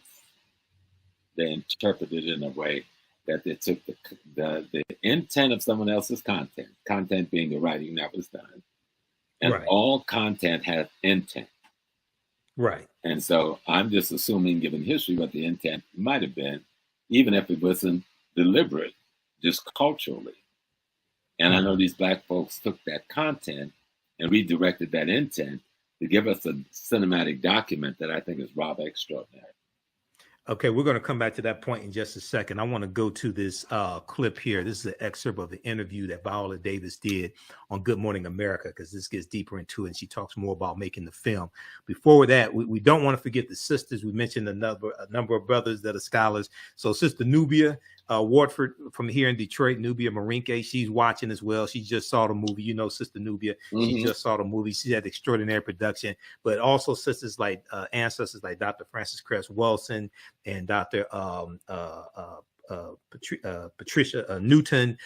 You've got, we have Dr. Marimba Ani, okay, who wrote Yorugu, an African-centered critique of European cultural thought and behavior. We have sister teaches the Metal Netter. I know her. It'll come to me. Richetti, Dr. Richetti Amen. Yes. Yeah, Dr. Richetti Amen. So we have the sisters also, Dr. Talitha LaFloria, whose book is behind me, Dr. Danny Ramey Berry, Dr. Erica Armstrong Dunbar. So we have the sisters also. Oh, yeah. Okay, those watching, if you like this type of information, you can support the African History Network, $ the TheAHNShow through Cash App, $ the TheAHNShow through Cash App, and also through PayPal, paypal.me/TheAHNShow. This helps us keep doing the research, stay on the air, keep broadcasting, and visit our website, theafricanhistorynetwork.com, theafricanhistorynetwork.com. We have the information there, and my online classes. You can support us there also. How can people support you, Professor Small? Well, always $ Cash App, Dr. James Small. Okay, I'm going to put that up here also. Yeah, but you're going to say something. Go ahead. Yeah, Sister Nubia, and how you doing, my beautiful sister, who's a heck of a historian. Yes, Palms archaeologist, doing research in Sudan, but the rest of us are even scared to go. You know, and she said it is correct that only 4% of Africans across the continent were involved in the slave trade, versus 96% Arab and European. And people need to know that. So if you think that 4% is big, just look at what percentage of the Black community sell drugs in the Black community, right, to you every day. That's worse than any kind of slave trade. So yes, you will have people who are weak. Yes, you will have people who will fall. But let's not talk about the weak. Let's talk about the strong. And what this movie shows is what a strong African woman looked like. Ms. Viola, girl, every step you took in this movie made the earth shake. Okay? And the young lady, who's the young lady that played her daughter? Mbedu Thesu, I think is her name. She's from South Africa. She's from South Africa. Yes. She was brilliant. And the sister who played her big sister who died and saving her life, she was brilliant with the way she brought this sisterhood concept, motherhood concept of adopting the orphan, bringing you into the family, taking care of you now. That piece that I grew up in on the plantation in South Carolina, that Africa, with so many of us grew up in Mississippi and Alabama and Arkansas and Louisiana and Texas. Let's stop forgetting, because we brought Africa right here with us and we behaved in a certain way. What made you think we behaved any differently at home? Right, exactly. It was Thusu Mbedu. She played Nawi. Viola Davis's daughter. Give us your Cash App again so I can put it up here, Professor Small. What's your Cash App again? $ Dr. James Small. Okay, Dr. James Small. Uh-huh. Okay, we'll put that up here so you all can support Professor Small also. Okay, I want to go to I want to play a little excerpt of this interview. Viola Davis was on Good Morning America on September 13th, 2022, and let's go to this clip here. It's a movement. This is so much more than just a movie, and you even talked about it being so important to you, and just that zenith for you. That sort of magnum opus, I call it. Yeah. I think the same reaction that you have as an audience is the reason why I did the movie. First of all, it is a movie that's led by women. And it's a movie that's led by Black women. And it's a movie that's led by dark-skinned Black women. There is no white savior, you know, and it's women who are warriors, tapping into not only their physical strength, but also when you see the movie, they're humanized. And so, when have you seen that? I remember someone online said, I'm tired of seeing dark-skinned Black women as just strong and fighting and masculine. And I was like, when have you ever seen that? We do now. And what a cast you've put together to tell this story.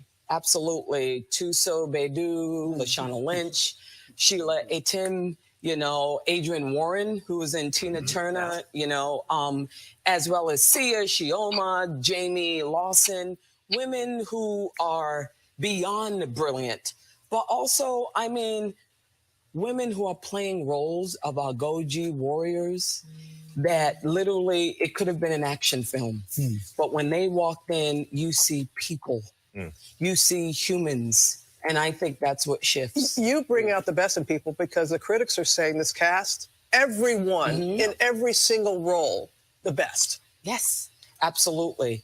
And, you know, here's the thing, you know, as a woman, you're taught that being a girl and being feminine is not about tapping into your physical strength. It's about being demure, speaking in a high voice, being polite all the time. Whereas the challenge of, the reason why I loved it so much is my body served me. And it was, I had to do 5 hours of weightlifting and martial arts every day. Was that all new for you? Wait a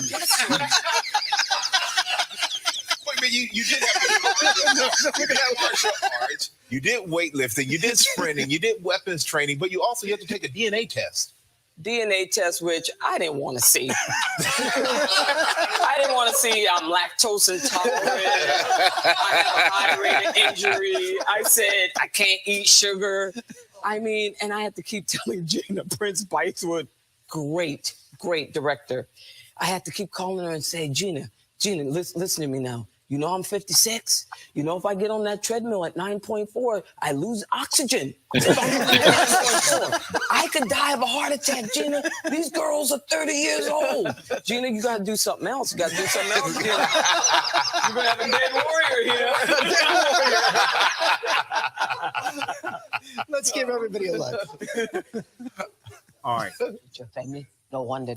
Okay, so that's an excerpt of a great interview that Viola Davis did on Good Morning America. That's on the Good Morning America's YouTube channel.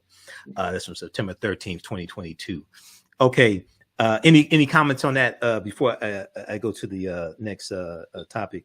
No, I think she said it all. I mean, this was Black women having an opportunity to interpret their racial history, and at the same time to interpret the role that Black women have played in history, are playing in history, and could play in history. Right. You know, when we look at the civil rights movement in America, from top to bottom, there's that Black woman. You know, when Marcus Garvey goes to prison, he leaves Henrietta Benton Davis in charge of UNI, and that's some brother. When Malcolm X goes overseas, he leaves a woman in charge of OAU. When Right. Malcolm X died, his sister Ella becomes the president of OAU. When the youth was trained to do the bus rides in the South, these were Black women who organized that bus ride into the South and trained them into nonviolent tactics. You know, whether you ever look at civil rights leaders marching with Dr. King and others, you see all those Black women right there marching. You see Sister Fannie Lou Hamer in Mississippi, the most terrorist state in America at the time, who had been abused and raped in prison and beaten in all kinds of ways. She was sterilized also. You know, and forcing the Democratic Party convention to come to a halt. Nothing like that had ever happened in the history of America at the convention in Jersey. This Black woman had been fierce throughout our history. She is our mother. And any foolish man would get caught up in some white dialectic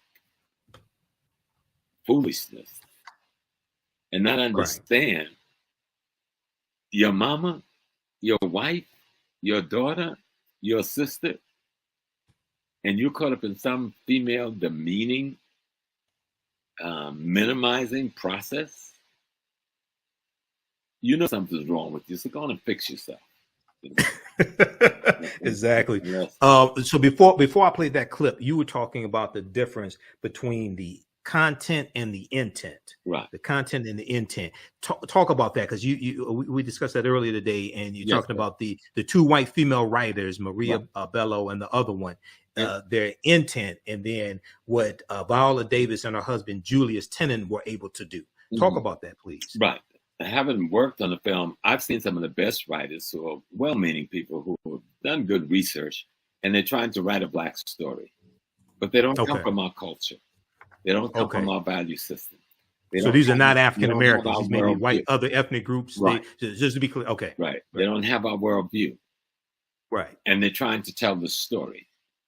And what they end up writing is their content about us. But that content comes with an intent based on their value system and their worldview. And so I could see where Miss Davis and her husband would have to look at that content, analyze its intent, and then use the knowledge of being an African to take that content and alter its intent. You see, and the way we see the design. And you know, I can be critical, Michael, because when we first started, I'd get ready to beat up on Sister Viola. And I'd me back, Brother Small, you need to go watch it, Brother Small. And I watched it. And I told Professor Kaba the same thing. Professor Kaba the Common, I told him the same thing. The work, and I know what they had to go through to accomplish the work. I know our history, because like you, I'm wrapped in history. That's my thing. I am history, you know, and I know the culture. Like if you look over my shoulder, you see Shango, the big guy, standing there with all of my electors around his neck. Next to Shango is my mother, Oya.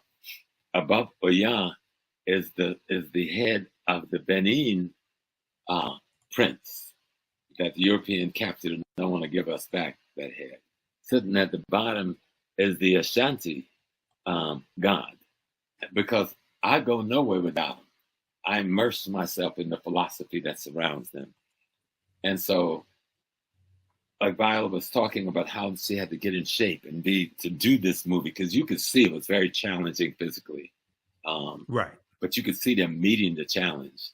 And African culture, when you're trying to take the content written even by Africans themselves, because you got to remember, colonization and slavery have altered our consciousness to such a degree that much of our content have the wrong intent because of value system and worldview. And if you want to bring a message to really talk about taking content and creating an intent that will bring a message that will show, even in fiction, the possibility of what the history of a people could have been and should have been, they had a job cut out for them, and they met the challenge. Yes, they met. I definitely agree. I definitely agree with that.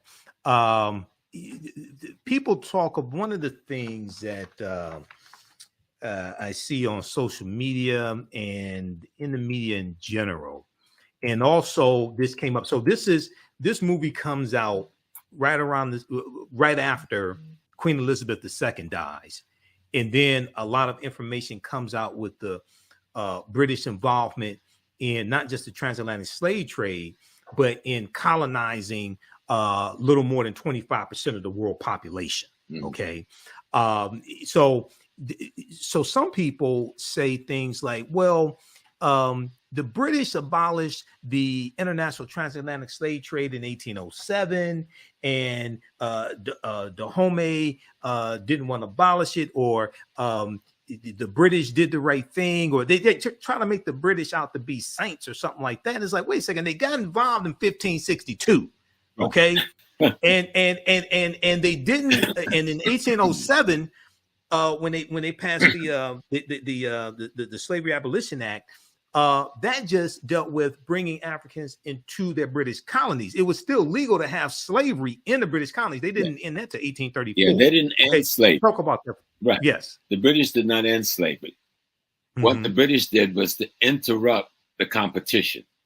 Slavery produced for Britain the beginning of the Industrial Revolution. But now those who had free labor was challenging the wealth of the Industrial Revolution. So Britain replaced its labor population with the Irish and the Scots who they were occupying, who they had colonized in the British Isles. People don't even go back there. The Irish and the Scots, this was their land. British people we call British people, these are Germans, Anglo and Saxons who invaded these people. All right? Right. And so now they realize in order to make the money, they had already made all the money, all of the wealth that undergirds the Industrial Revolution in Britain comes from the transatlantic slave trade. All of that. Right. They had no wealth before that of any significance. Okay. Right. And so now they had that wealth. They wanted to move in another direction in terms of wealth building and wealth creation. But that was being challenged by these other states who was getting the wealth from slavery, from the slave trade. So France, who was the competition, Denmark, who was the competition, Spain, a competition, Portugal and Germany. Britain had to find a way to minimize their ability to use wealth from the transatlantic slave trade to challenge British hegemony over the burgeoning Industrial Revolution. Do y'all hear what I'm saying? Yes. You get it? Okay? Yes. So they trade chattel slavery for wage slavery on the Irish and Scots. The Irish and the Scots. And then at the same time, they want to minimize the French developing their industrialization and minimize the Portuguese and Spanish developing their industrialization. But to do that, you've got to then do what they went out there with ships and said, and they only have 3 ships out there. 3 ships that can patrol the whole Atlantic Ocean. Give me a break, okay? So they went out there with ships and said, we're going to block you from trading, making money off the slave trade, because that's going to make you wealthy enough to compete with us in this new industrial direction we're going in. And we're going to say we're doing something for humanity. But at the meantime, they still got people enslaved, not just in Britain itself, but in all the British colonies around the world. Well, now we're going to take it a step further, and then I want to just show briefly some information dealing with the Industrial Revolution, because I do a whole presentation dealing with the African American origins or African American roots of Labor Day history, and this goes back into the origins of the Industrial Revolution, starting in the 1790s in Manchester, England, and a lot of the cotton that was being produced at that time was produced by African slave labor. So when we look at it, people can read this article here. I'm not going to go through the whole thing, but read this article. It's a fact check. It's from USA Today. I've talked about it before in the African History Network show. This deals with United Kingdom finished paying off debts to slave-owning families in 2015, which they did. They had to take out a loan to pay. Now, what happened was when they abolished, finally abolished slavery in 1834 in their colonies, Britain pays 46,000 British slave owners. They paid them reparations. It's about 19 million pounds. I don't know what that translates to in dollars. It was about 19 million pounds. Okay. And then they take out a loan to pay them. They just finished really paying off that loan and the interest, things like that in 2015. But this section here in the article, in total, about 3.5 million African people were transported to British colonies across the Americas and Caribbean, though only 2.75 million survived the harrowing Middle Passage in the confines of slave ships across the ocean. So you would think the way a lot of this stuff is floating around, Professor Small, you would think it was Dahomey that sold 3.1 million Africans. Right. The British get left off the hook. They get let off the hook. Mm-hmm. And that's why it's important for people to go watch this movie, because Dahomey is simply prototypical of African resistance. The movie. Mm-hmm. This could have happened anywhere in Africa because it did happen everywhere in Africa. Right. Let me say it again. This could have happened anywhere in Africa because this type of resistance happened everywhere in Africa. You know? Yes, the resistance happened everywhere in Africa, and then also a lot of African ethnic groups, nations were given an ultimatum by Europeans: either you provide us with African captives, or we're going to take you also. Because the Europeans are coming with the. They had a military presence stationed on the shore. That's what slave dungeons were. Slave dungeons were forts that housed their military with their cannons and their armament that they could come up with on any given day and wipe you out, which they did on many occasions. Right. So let's study the thing and understand it. I want my brothers and sisters, especially African Americans, stop being cowards about learning your history. Don't come tell me about the baseball game, the football game, and the basketball game, and who's got a girlfriend, who's got a boyfriend, what's this one stat, and what's this, and none of that takes any money home to your pocket. None of that transform your consciousness and allow you to be a better person so you can raise your children in a safer world. History does that for you. History gives you a worldview. History gives you a perspective on your daily reality. History tells you who your friends and enemy has been and who your friends and enemies are today. Instead of you looking at yourself and hating yourself, hate the person that destroyed the image of yourself while you're restoring that image to yourself. And this takes study, but you don't have to study hard. I've got at least 100 tapes on YouTube. Just go listen to Brother Small. Ain't gonna cost you nothing. You know what I'm saying? Go to Michael Imhotep's education channel. Tune into his classes. Tune into Baba Kaba's classes. Tune into Dr. Ma'at. See what blow you away. And you'll realize that people say, well, where do I go to get the history? Just turn on your computer. You don't have to turn on your computer. Turn on your cell phone. All of us is all over your cell phone. Okay. Well, this is one of the reasons why I created the African History Network in 2010 to provide that information.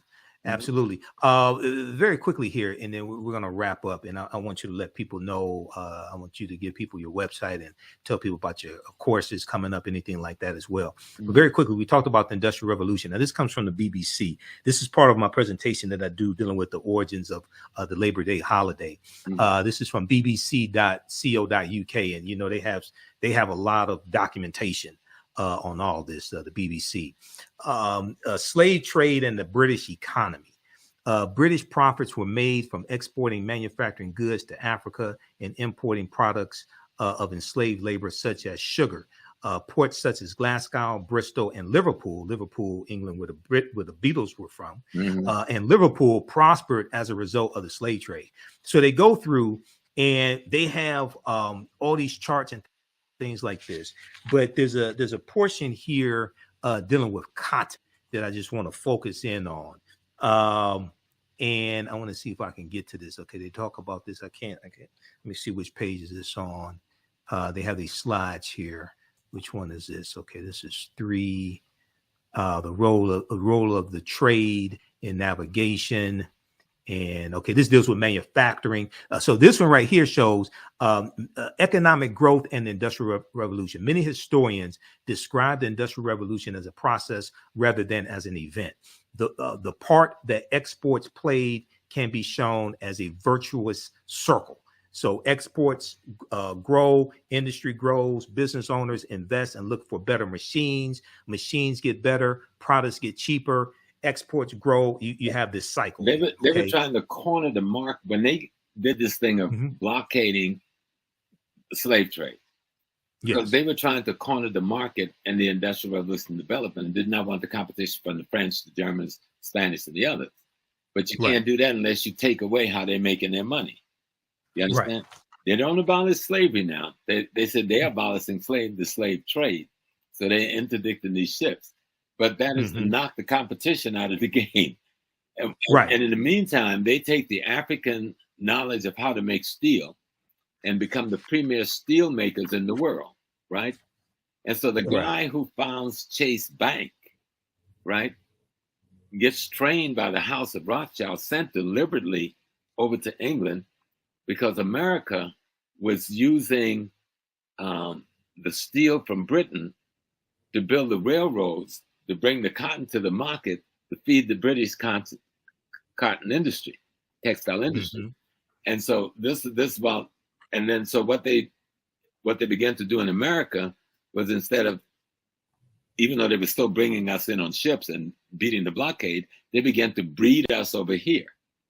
Right. Instead of after 1807, because the U.S. March 2nd, 1807, the U.S. Congress passes a bill to abolish the international transatlantic slave trade. The U.S. involved, but not abolish that goes into effect.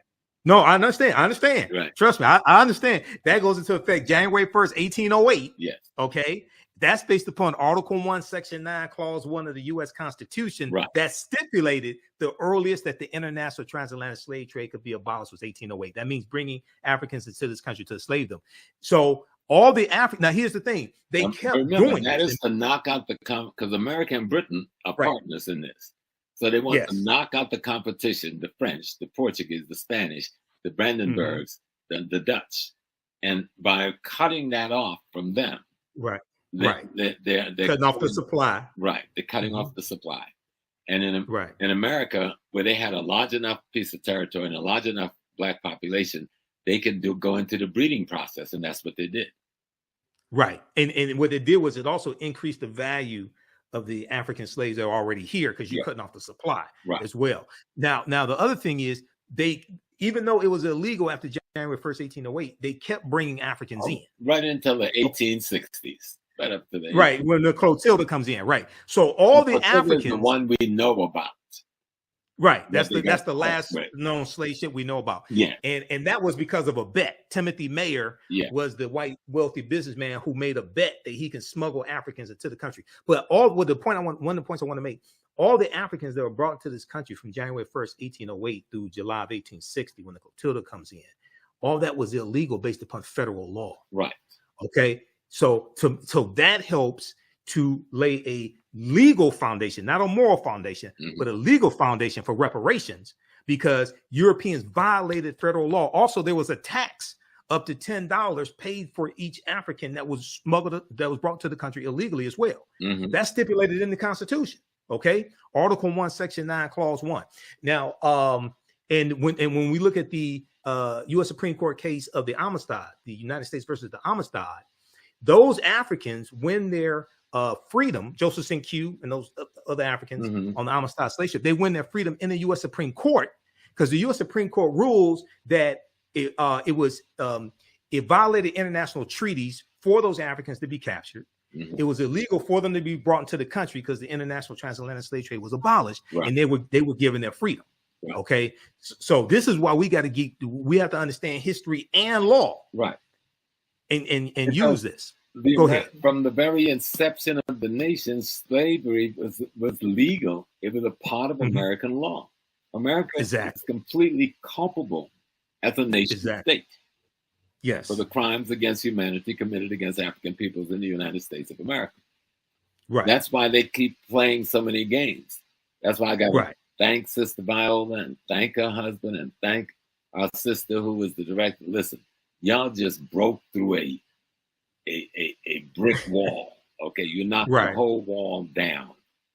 You know, Black Panther did a good job in cracking that wall, but you just knocked the wall down, because what you showed about Dahomey.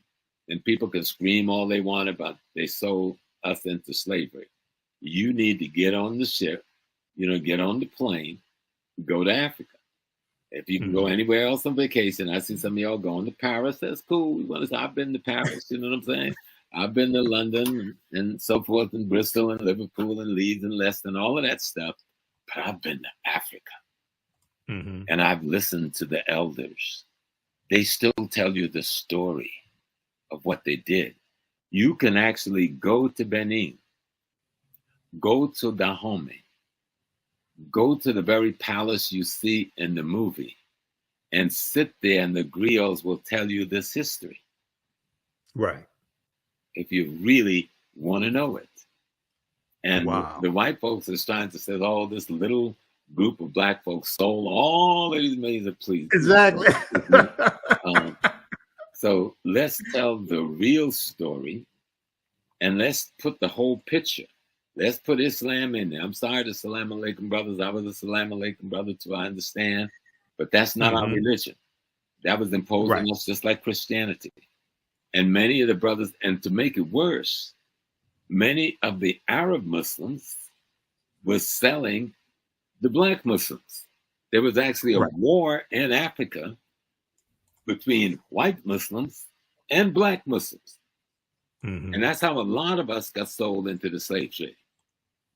And you will find that a large percentage of black Muslims were sold into the United States of America by the white Muslims. Not some indigenous African in Dahomey. Okay? Right. Yeah, because I know there was you had the Indian Ocean slave trade with the Portuguese and the Arabs. I'm talking about, there's a whole concept dealing with the jihads of the 1700s and the 1800s, with the raiding down. Once the Ottoman Turks crush the Fatimite dynasty at the end of the 9th century and takes over Islam worldwide, the Ottoman went to war against Africa. This is what destroys Ghana, the ancient Ghana kingdom, and the Mali and Songhai. It is the white Muslims declaring war on the black Muslims and selling us into slavery to the Portuguese and the Dutch. We don't even talk about that because we have such sympathy for Malcolm X and the Nation of Islam and Islam, but we need to talk about that. Yes. That and because that deals with El Mansur of Morocco invading Songhai in 1591. That right there. And one of the things, and Dr. Jose Pimenta Bay talks about this in like the book Golden Age of the Moors, a fantastic book edited by Dr. Ivan Van Sertima. But Dr. Jose Pimenta Bay, who has an essay in that book, along with Renoko Rashidi. That's the beginning of it. The jihads of the 1800s, and is where you really see the explosion of this. With coming down through Nigeria, Cameroon, Ghana.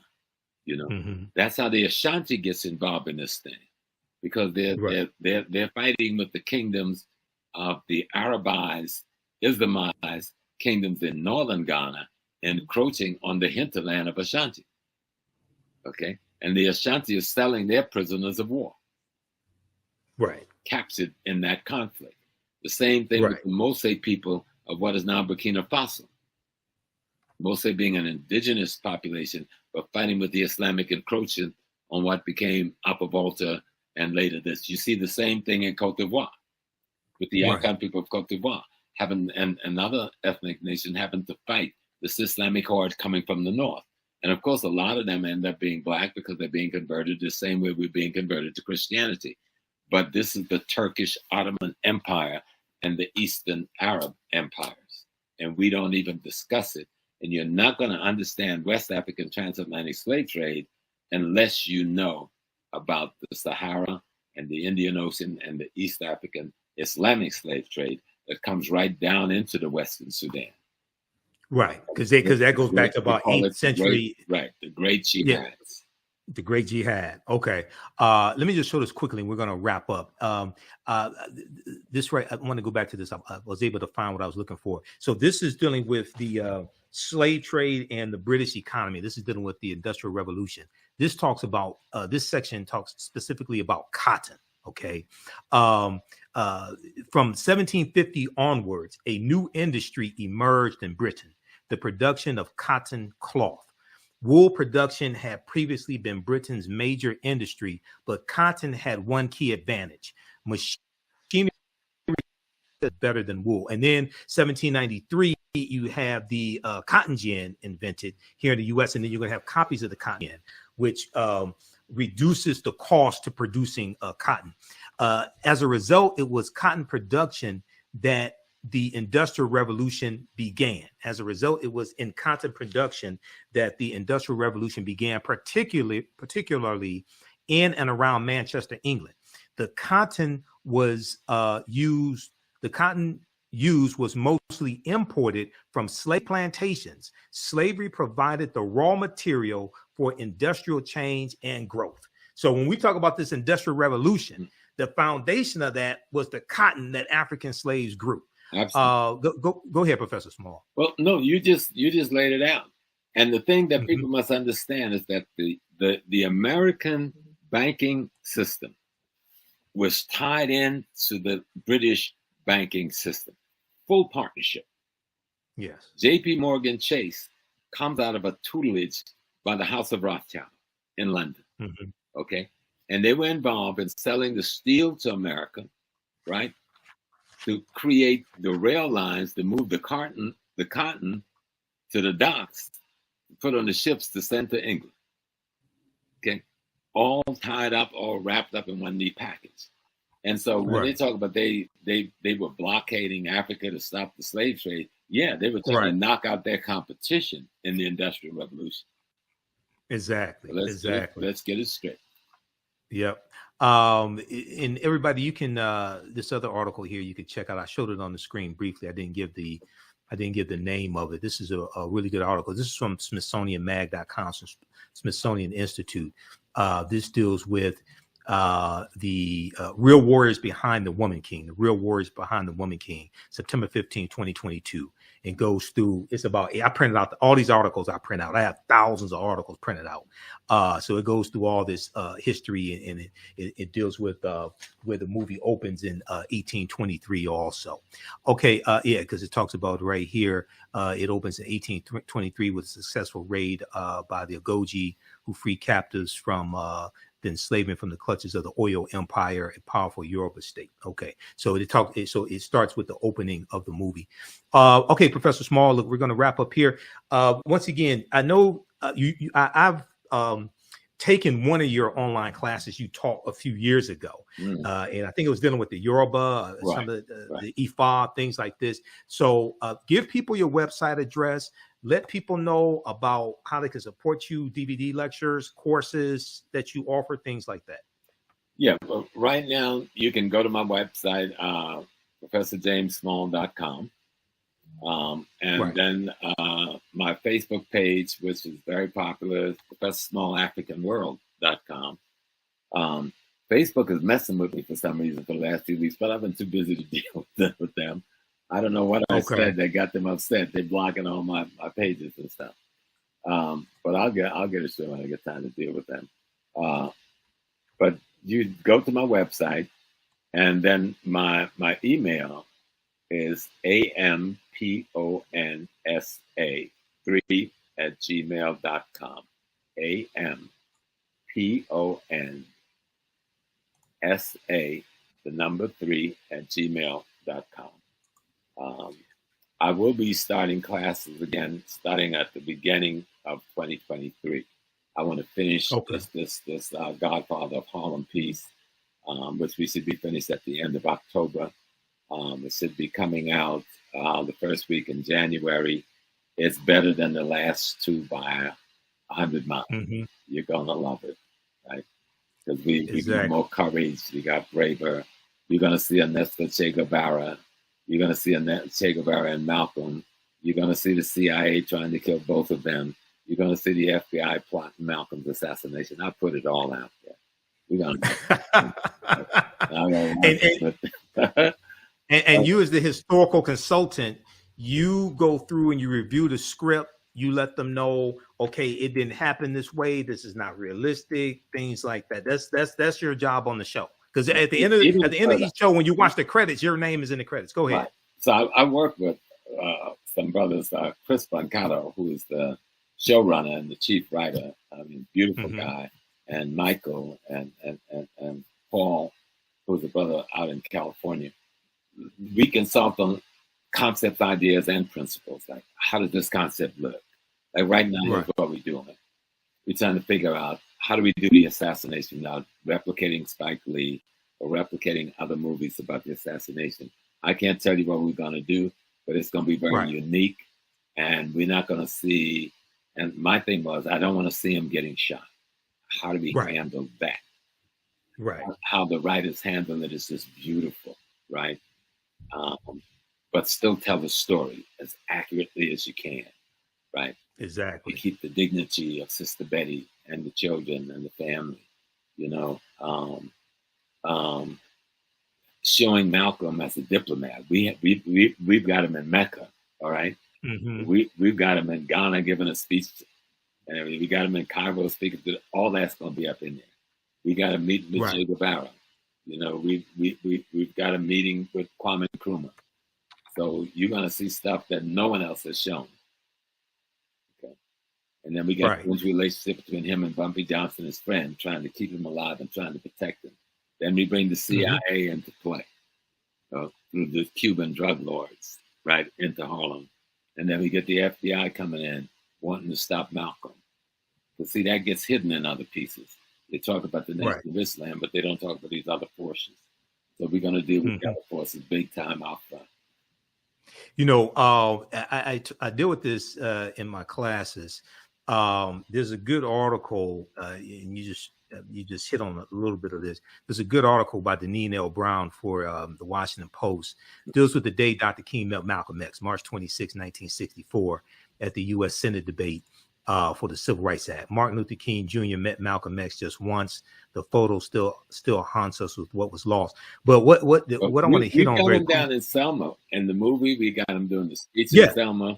We got a meeting with Andy Young. We got a meeting with Coretta. We're going to tell the story hard. Well, Malcolm gets in. What I was going to hit on, when Malcolm officially separates from the Nation of Islam, March 8, 1964, Malcolm gets involved in the Civil Rights Movement. Right. Okay. And that's a part of Malcolm's life that's not talked about a lot. You got to do some research to understand this. You can't just quote excerpts of Malcolm's speeches. And Malcolm, the Battle of the Bullet that he first delivers that I know of, March 29, 1964, in Washington Heights, New York. One of the things he's talking about in the speech is interjecting Black nationalism into the Civil Rights Movement. Right. Okay. He actually has a meeting in 65 and Ruby Dee's brother's Tom's house in Queens. And he meets with all of the civil rights leaders there. The only one that didn't make it was Dr. King, but Dr. King, he sent his rep. All right. And they agreed that they would work together. And Fannie Mahima, who was at that meeting, invites him to come to Mississippi, a lecture that would have taken place of 2 weeks after he was assassinated. Right. In the documentary, Make It Plain, they talk about that, but they said it was at Juanita Portier's house. No, it was Tom's house. Tom's house? Okay. Tom's house. And what was his relation to Ruby Dee? His brother. That's Ruby Dee's brother. Ruby Dee's brother. Okay. Ozzie Davis's wife, and Ruby Dee. They were very close to Malcolm, that whole family. Right. So exactly. Belafonte, of course. He was, those men were. Because they had this meeting. They had this meeting with the major civil rights leaders and Malcolm, so they could put all their differences out on the table and work together. That's basically what the meeting. And this is what forced Hoover to get more aggressive towards Malcolm's removal. Hoover, if you think he had an issue with Dr. King being a Messiah, now Malcolm and Dr. King talking about uniting, this guy's obviously gone crazy in D.C. at this time. Right. And that's when he gave that order, do something about him. Well, you can't buy him. He won't take your money. You can't frighten him. What does do something about Malcolm X mean? Right. This is what I was getting at. When they met, they only met for a couple of minutes. When they met, Malcolm told Dr. King, "I'm throwing myself into the heart of the civil rights struggle." This is what Malcolm was doing. And one of the things that Malcolm talked about in the Battle of the Bullet is registering African Americans in Harlem to vote as independents. Mm-hmm. And he's going through talking about the importance of understanding politics and getting involved politically. And then June 28, 1964, when he delivers his speech announcing the formation of the Organization of Afro-American Unity, the speech that people call By Any Means Necessary. He lays out this 5-point platform, and he talks about voter registration in there. He talks about economics, of course, and education, but he talks about political engagement and voter registration as well. And understanding how to leverage that was not new with Malcolm, because when he was still in the nation, he was trying to work with the Freedom Now Party, but the messenger stopped it. Mm-hmm. So he always been trying to have that kind of engagement, but the nation wanted to remain a religious organization and not a political organization. That was part of the conflict that got him separated from the nation. Exactly. And, July 31st, 1963, Malcolm sends a letter. He's in the Nation of Islam. He sends a letter to the leading civil rights organizers, including Dr. King. And he's requesting a meeting with them that's going to take place in Harlem, New York. I think it was August of 67, right around that time, August of 63. And Malcolm was calling for a unification of the civil rights leaders and their followers.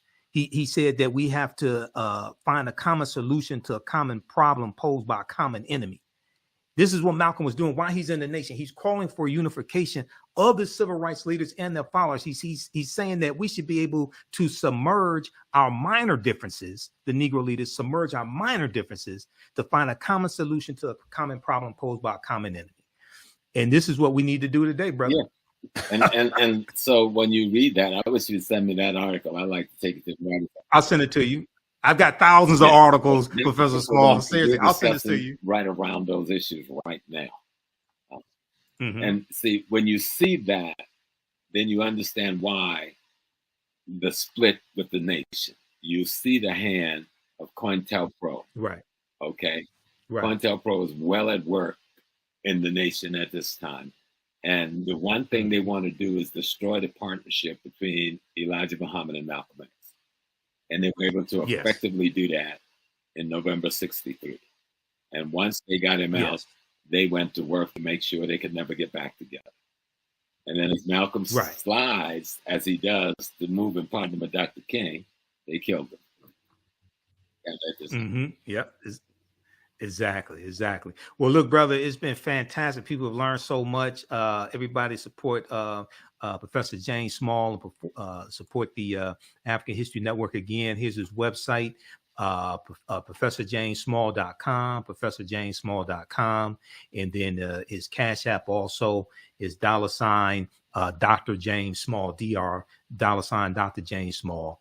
And then be sure to support the African History Network as well. Well, look, brother, it's been fantastic. I know you got to run. Let's go ahead. Come back and call out The Woman King. That's why we came together. And people should go and watch it. It's an extraordinary document. It's a good movie if you just want to be entertained with some really fantastic acting. But if you want to have your African melanin stimulated, this will do it. I guarantee. Absolutely. You'll come away blown away by this movie. You'll come away wanting to learn more about African history and who you are. That's what happened with Malik. That's so powerful. I'm going to do my DNA sometime soon. I'm going to use African ancestry. Yeah, I did African ancestry. I did my mitochondria, which is my grandma, and that's 100% Sierra Leone. But I knew my great grandma who came from West Africa, and I knew my great grandpa, my great grandpa who came from East Africa on my grandma's side. She was the root woman, the Yoruba priestess, the Dada, and the plantation I grew up on. So it's just so much of it is like, wow. I mean, like I said, I don't cry in movies. These people had me crying. I mean, the tears. Right. Me too. I shed some tears at the end too. It was like I almost lost my breath a couple of times, and stunning the way they did the essays and solved, the conflict resolutions they brought about with the situations that was clear, the problems, how they solved the problems. Let me explain to you what I'm saying. When you're making a movie, you create problems, you create contradictions, and the movie is about how do you bring resolution to the contradictions, right? They just do a fantastic job of it. You know? And, exactly. And Miss Davis is just, when you see her, she is the woman king. When you see her, she is the warrior general leader. No doubt about it. Naniska. Yep. And Naniska was a real Agojie, but she wasn't a general. Right. So I listened to an interview. I've listened to a number of interviews that Gina Prince-Bythewood, the director, has done, as well as Viola Davis. And Gina Prince-Bythewood said that the character of Naniska was an amalgamation. Yeah. Well, it's a combination of different Agojie. Heroine and heroes, when you dealing with fictionalized history, it is an amalgamation of multiple characters. Right. And that's how you make it work. And they made it work because, like I said, this could have happened anywhere in Africa, and it did happen in multiple places in Africa. And so if you want something to, and people are upset and saying, oh, this is fiction, then go study the history and tell me the story. Study the real history. Yep. That's why we're doing this show, that deal with the real history, because what happens is movies that have a historical foundation, but a lot of fiction in them, it causes people to want to know more about the real history. That's why I'm doing this show. That's why I contacted Professor Small. I contacted Sylvian Diop, who wrote Fighting the Slave Trade. I'm trying to get in touch with her. I talked to Dr. Talitha LaFloria, who wrote, who's the author of this book here. We've had her on the show before. Chained in Silence, Black Women and Convict Labor in the New South. Dr. Talitha LaFloria. We've had her here on the African History Network show before. Yeah. And she had not seen the movie yet. She wants to see it. So I'm going to try to get her on. We're going to try to get some sister scholars on also as well. No, this okay, brother. Look, go ahead. Good work to the whole crew. Yeah. And what they've done is raise the bar in terms of the kind of pieces that will now be presented to the Black community about our history. Right. And if they don't give her the Academy Award, I'm going to have to suit up and boot up and go out to Hollywood and handle it. She deserves it. Absolutely. And director Gina Prince-Bythewood, she credits the success of the film Black Panther for opening the door for this movie to be funded. This has a $50 million budget. She credits the film Black Panther because Black Panther did $1.3 billion worldwide. Number one movie for 5 weeks in a row. She credits the success of that movie for being able to open the door for them to be able to do this movie. Okay, so that's powerful. Well, look, brother, I know you got to run. Man. So thanks for taking your time out of your busy schedule, man. We'll talk soon, and we'll talk about your classes. Okay, also, brother Michael. Thank you for inviting me. I always enjoy my time with you. Peace and blessings. Me too, brother. All right. Hotep. Peace, family. Okay, everybody. That was one of my teachers, Professor James Small, as well. Don't go away. We'll be here for a couple more minutes. I teach online history class. Two things. Teach online history classes, and my radio show will be on tonight, 9 p.m. Eastern Standard Time, the African History Network show. We just did 2 hours, 15 minutes here. I have to get ready to do a 2-hour radio show. My main radio show, Sundays, 9 p.m. to 11 p.m. Eastern Standard Time, the African History Network show on 9-10 a.m. the Superstation WFDF. But if you visit our website, TheAHNShow.com, this is our new website, TheAfricanHistoryNetwork.com. If you go to our old website, which is AfricanHistoryNetwork.com, it'll redirect here. Information about the radio show is here. Download the iHeartRadio app or the TuneIn app on your smartphone. You can listen live Sundays, 9 p.m. to 11 p.m. Eastern Standard Time. Click here to listen to audio podcasts of our shows. And also we broadcast on Facebook and YouTube when I'm on live. PayPal, Cash App information's here as well. And then I teach online history classes, okay? And this really helps support the African History Network and finance what we do, okay? Because it takes a lot to be able to do this. Is a lot of expense, different services I have to pay for. So I teach an 8-week online class called Ancient Kemet, the Moors, and the Ma'afa, Understanding the Transatlantic Slave Trade, what they didn't teach you in school. This class is scheduled for Thursdays, 7 p.m. to 9 p.m. Eastern Standard Time. Next class is September 29th. The class is on sale $80, regularly $130.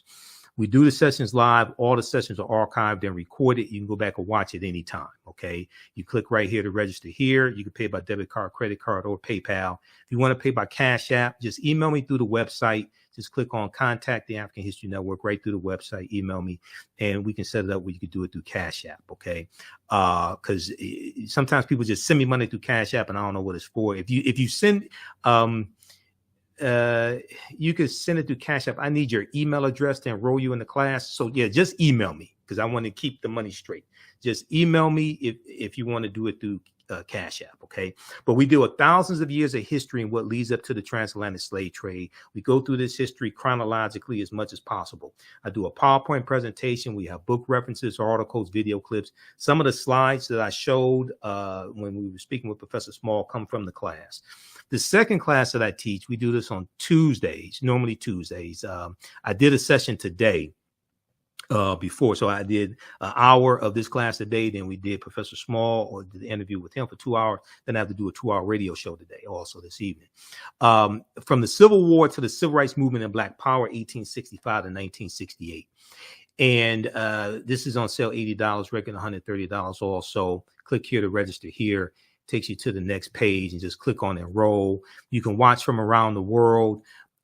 This one here, we deal with history starting in 1803 with the Louisiana Purchase and the Haitian Revolution. And we go throughout history chronologically to understand what happened, what leads to the Civil War taking place, what happened to us after slavery ended, what were the laws and policies put in place to put us in the predicament that we're in now, to better understand where we need to go from here. Okay, so that is from the Civil War. The second class is from the Civil War to the Civil Rights Movement and Black Power, 1865 to 1968. I created both of these classes. I created the curriculum. Professor Small is one of my teachers. I've been studying history 30 years. This is a book. There are 2 binders of articles, information that I use to teach the class. This is one of those binders. So today we dealt with one of the things we started talking about was the Texas Revolution in 1836. Okay, so this is one of the articles from the class, the Texas Revolution, 1836. Next class, we're going to get into the Mexican-American War, 1846, 1848.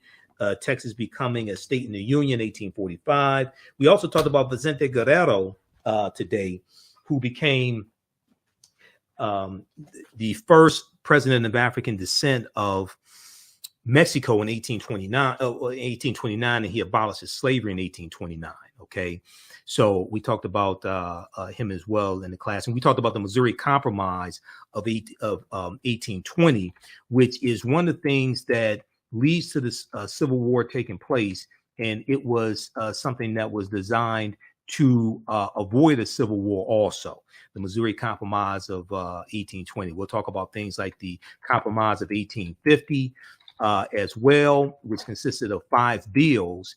And the Compromise of 1850 was designed to organize the land that the U.S. gets from Mexico through what's known as the Treaty of Guadalupe Hidalgo. It's the Treaty of Guadalupe Hidalgo that ends the Mexican-American War in 1848. And the U.S. gets California, Arizona, New Mexico, Colorado, Utah, and Nevada from Mexico as a result of the Treaty of Guadalupe Hidalgo. They pay about $15 million for that. Mexico loses 1/3 of their territory.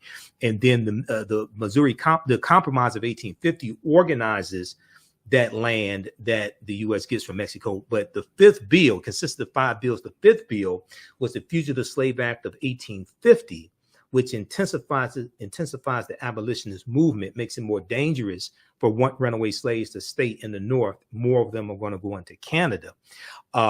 So this is a fantastic class. And we go through, we look at what leads to the Civil War taking place. We look at the Reconstruction era, 1865, 1877, Jim Crow era, World War I, World War II, Great Migration, 1915 and 1970, Civil Rights Movement, Black Power Movement. Okay, we have a bundle pack when you can register for both classes at a discount. You get both classes for $130. That's an over $300 value because there's going to be bonus lectures that you get from me in digital format that we're uploading also. So right here, we have the bundle pack of courses. You can click right here to register here for it. And if you've taken any of my online classes in the past, email me at TheAHNShow@TheAfricanHistoryNetwork.com, or just email me right through the website. Click on Contact the African History Network.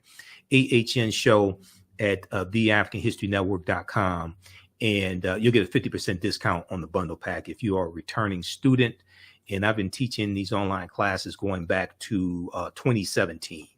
I created the course Ancient Kemet, the Moors, and the Ma'afa, Understanding the Transatlantic Slave Trade. There's a big binder that I use for that also that has a lot of the information in it. And this one here, with Civil War, Civil Rights Movement, and Black Power, I started teaching that, I think it was October 2021. Okay. All right. And we'll be on live tonight, the African History Network show. Thanks so much for joining us. Follow the African History Network, the AHN show. The African History Network on Facebook, Michael Imhotep on YouTube.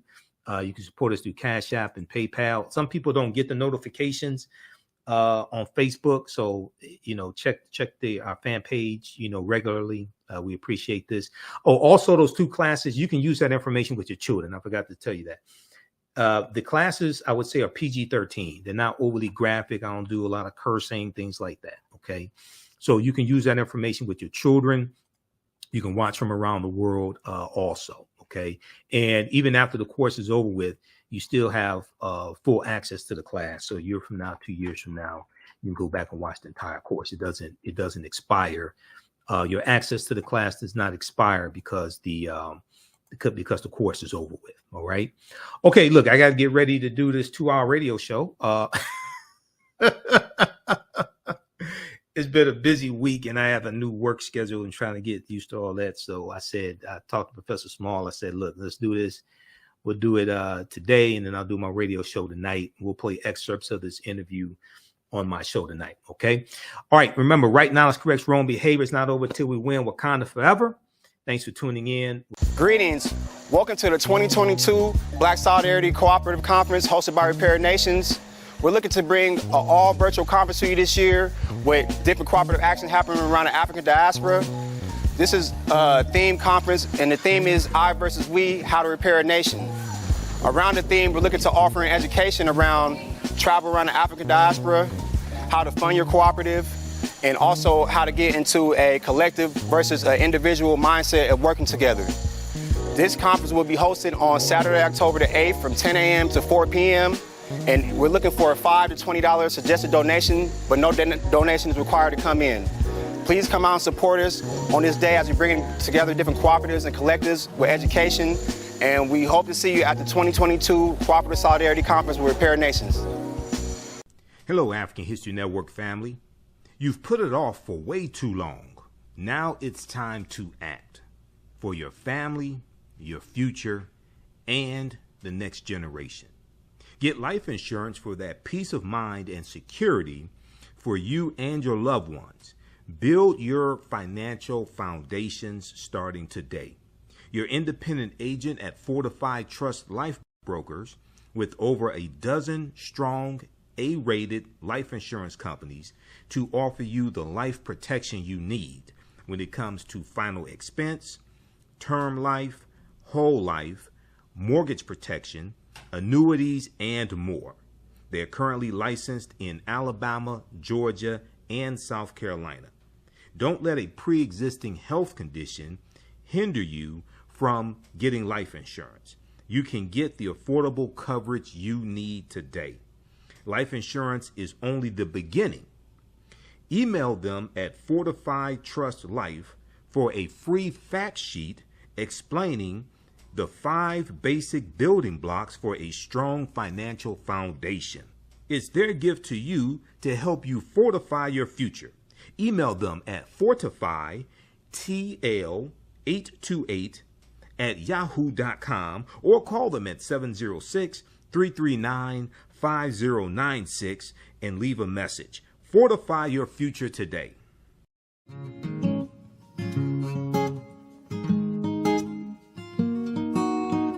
IDO Network International, in collaboration with STL Black Woman, DACA, and ACTA, present the Royal Pilgrimage to the Americas, August 24th through the 28th. The African kings and queens are coming to you for business, networking, and sharing of Pan-African ideals. The venue will be the illustrious En Garde Arts Hotel in St. Louis, Missouri.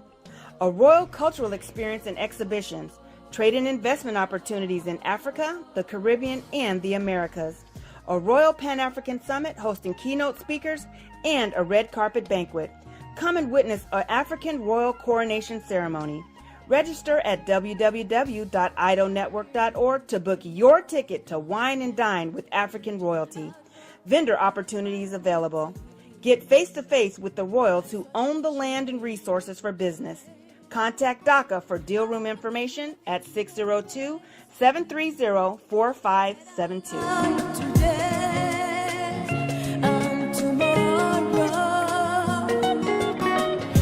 The work that I do is larger than the fashion industry. It's larger than the art world. And I believe that I was born to bring newness into this world. I'm Kaima McIntyre. I'm 24 years old and I'm an artist. I create everything from paintings to jewelry design, metaphysical jewelry to be specific, and fashion design. The only reason why my prom dress went viral is because people needed it. Within a few days of going viral, Notori Naughton reached out to me and she's like, I saw your dress, can you make me a dress? I was equally as shocked to be asked by a celebrity to design their dress at the age of 17. That's just one person, and the list just continues to go on, to Janet Jackson, to Tyra Banks. It really hits home. That means that the discussion is happening on the grounds in real time. iRedify is a Black-owned digital platform that showcases Black and Brown cultures and people. The books on the platform are written by African American authors, Afro-Caribbean authors, African authors, and so much more. Kids 14 and under can read ebooks, listen to audiobooks, and complete learning activities. Kids can even write in the books digitally. Get unlimited access to everything on the platform for only $8.99 a month at iRedify.com. Sign up for your membership